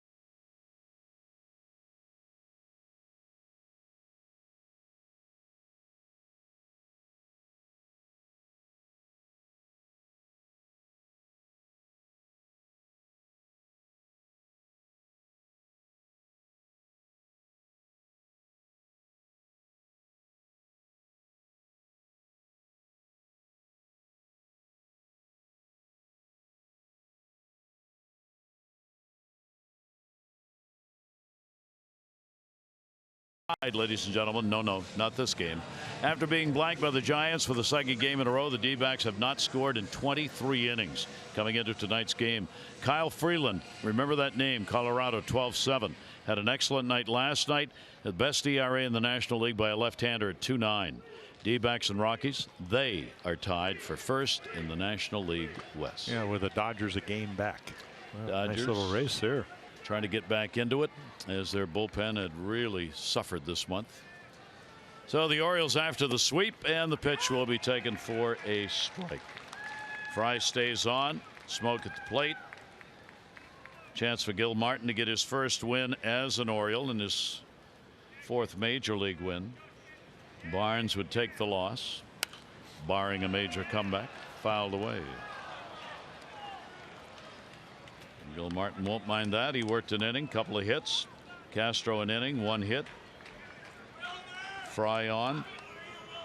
Probably wouldn't have stayed on if the game had stayed close and been a real save situation. It isn't anymore. So Givens set down. Well, one thing about Paul Fry, he is, as we showed you, only 6 walks in 23 innings, a strike thrower. And the 0-2 will be popped up shallow right. Adam Jones in underneath and puts it away for the out. Orioles baseball on Masson brought to you by Southwest. Low fares with nothing to hide. That's transparency. And by American Standard. Find your local independent American Standard heating and air dealer at midatlanticcomfort.com. So they're ready with the brooms. Sweep, sweep, sweep. Well, you made a great point. What came in? The Orioles came in 1 sweep all year with 19 getting swept, and this will make it number 2. The only sweep the Orioles have this year is a 2-game set against the Mets. 2 games. They have not swept either a 3 or 4 game series this year. Their last 3-game sweep was last August against Seattle on August 30. And go to the backstop. The last time they swept Toronto here was back in 2014. The Orioles are looking to win 3 in a row. The last time that happened was July 27th through the 29th this year against the Tampa Bay Rays. They lost the first game of a 4-game series and won the next 3. Pitch will be outside for a ball, and need some new baseballs, I think, here. Doug Eddings, home plate umpire. I have to start tossing me balls. My bag's too wet. Didn't like the one he doesn't like any of them he had in the ball bag there. Put some new ones in. Look at Buck. Really? It's like a magician show going on over here. Well, they're probably sweaty. You know, maybe that pouch doesn't wick. You never know. Is that what he said? Oh, he said that ball bag was too wet and the balls were getting wet. So he wanted to change them up and did them all. We have the story just in. A ground ball knocked down. Fry. Oh, a changeup. Yes. Well, throws the Ephus pitch. Yeah, well, the first changeup of the year for Paul. Oh. Then he works on it every day, and we just saw it when he plays catch on his flat ground work. Well, we always say you got to know who's running. He did. Well, no, I don't think he did. Right here, he goes. Now I know. He's waiting. He's waiting for Morales to come into the picture. There he comes. He can hit, but he doesn't run well. That's right. So 2 down, nobody on. Giles ended up 3rd of an inning, giving up a couple of unearned runs. He gave up 3 total, 1 earned, 3 hits. 1-0 count, 2 down. Orioles ready to put it away on a 3-run, 3-hit, 2-error 8th inning. Put the ball game out of reach. Grand slam home run, Adam Jones. 5 RBIs total, and the Orioles 1 out away. This copyrighted telecast presented by authority of the Orioles may not be reproduced or retransmitted in any form, and the accounts and descriptions of this game may not be disseminated without the express written consent of the Orioles. Congratulations. Sweep, sweep, sweep. 2-0 pitch on the way. Well, now we know one thing, those brooms are in real good shape. That's true. No doubt about that. You know, I see what's happening now. Anytime there's a foul ball, the ball boy actually throws the ball to Duggett. I've never seen that. I mean, in all these years. Nope. That's the humidity here tonight. 3-0 pitch on the way. Oh my Lord, he walked him. So Fry surrenders the free pass. 2 down in the 9th. And that'll bring Kevin Pillar to the plate. Pillar's home run came in the 2nd inning. Smoke had one in the 1st. Toronto actually going on top first. They had a 4-1 lead before Jones got the grand slam, put the Orioles up. Toronto came right back, tied the ball game up, and the Orioles had to go to work. 1-0 count, 2 down.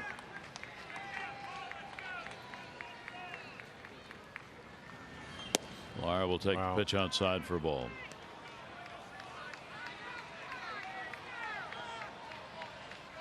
Yeah, he should take a little stroll and figure. And you would imagine 5 runs down that Pillar would be taking, but this is 2018, so that may not be the case.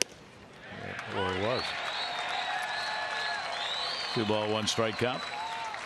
11,834. The announced attendance tonight, 11,834.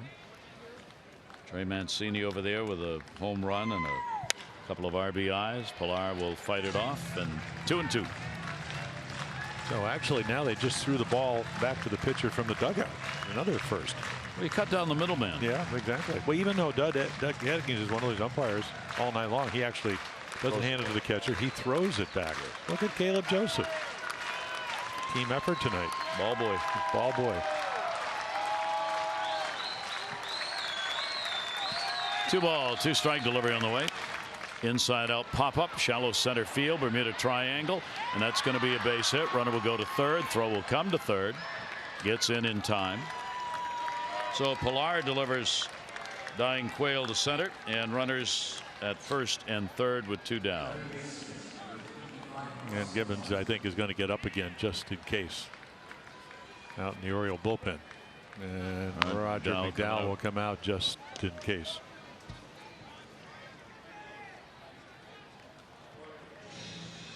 So the hits just keep on coming here in this ball game.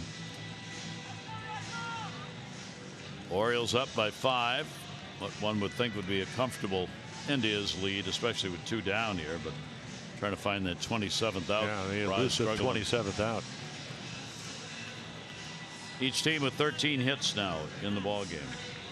Blue Jays tonight, they are 1 for 7 with runners in scoring position. They have left 9 in the ball game tonight. The Orioles are 5 for 15 with runners in scoring position, and they have left 8 on base. That's how many chances they've had in this game.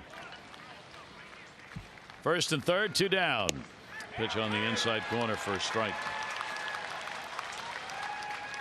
Russell Martin up there going, I want a little revenge here. Yeah, exactly. He's had a walk, a run scored, 0 for 3. Well, 1 delivery on the way. Runner goes to 2nd.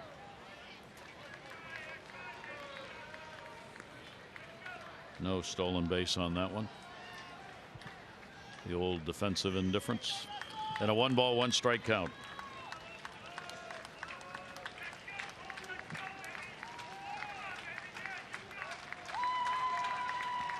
Russell Martin waiting on it. Fry's delivery, and that's there.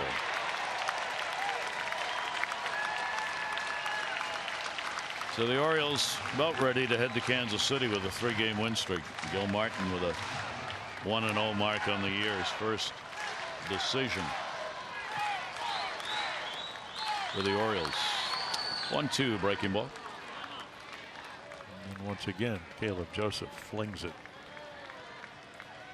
Caleb thinks he's in this game today. Didn't have to catch.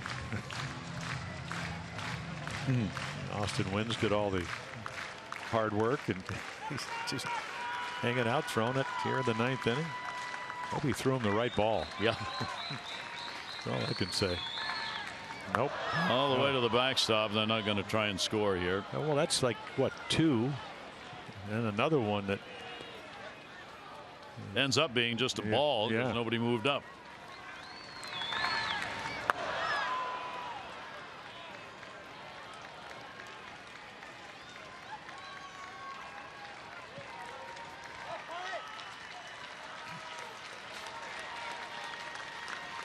Three and two down.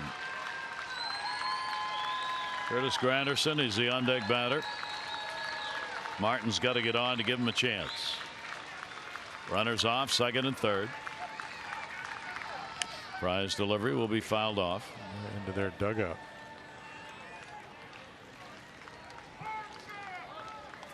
And Martin not giving in. He'll see his 7th pitch of this at bat. Toronto's going to head to Miami. They've got a weekend series there while the Orioles head out to Kansas City.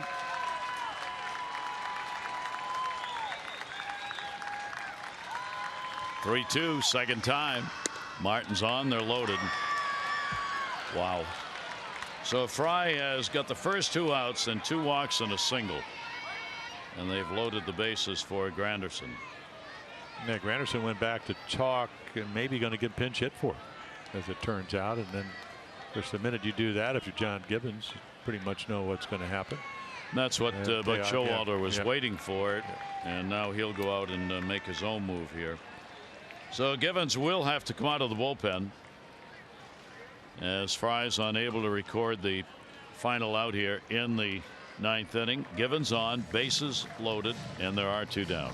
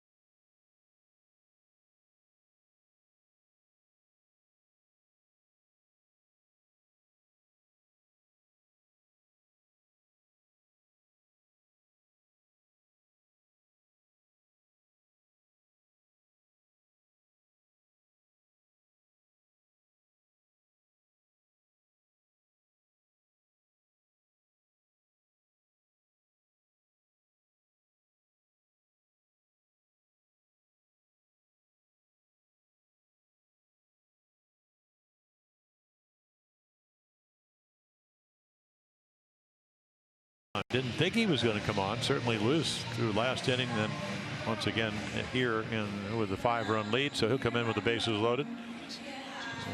Teoscar Hernandez, powerful right-handed hitter with 18 home runs, will face him. There are the numbers for Michael. July was a bad month, 0-5 month. But again, power pitcher. Pretty good job of stranding runners, and that's what certainly he wants to do here. It is a save situation, believe it or not. Really? Yeah. Potential tying in runs the hole, in the on-deck circle. Pitch will be taken for a strike. Well, they get a runner on. They get exactly what they want. In a sense, they get the potential tying run to the plate. The Oscar Hernandez pinch hitting for Granderson. 3 on, 2 down. 1-0 delivery. Foul tipped into the mitt.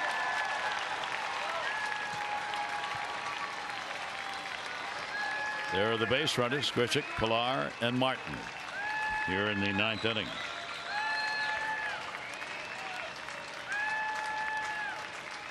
Gibbons 4 out of 7 in saves. Fouls it off the mask. Ooh. Came hard, took the mask. Right off the face of Wins. I mean, just barely fouls it. I mean, it's dead center.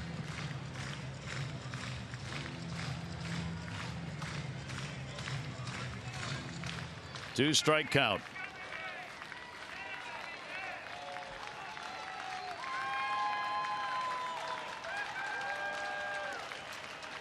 Oscar Hernandez 0-2. And that is the ball game. So Givens comes on and records the final out.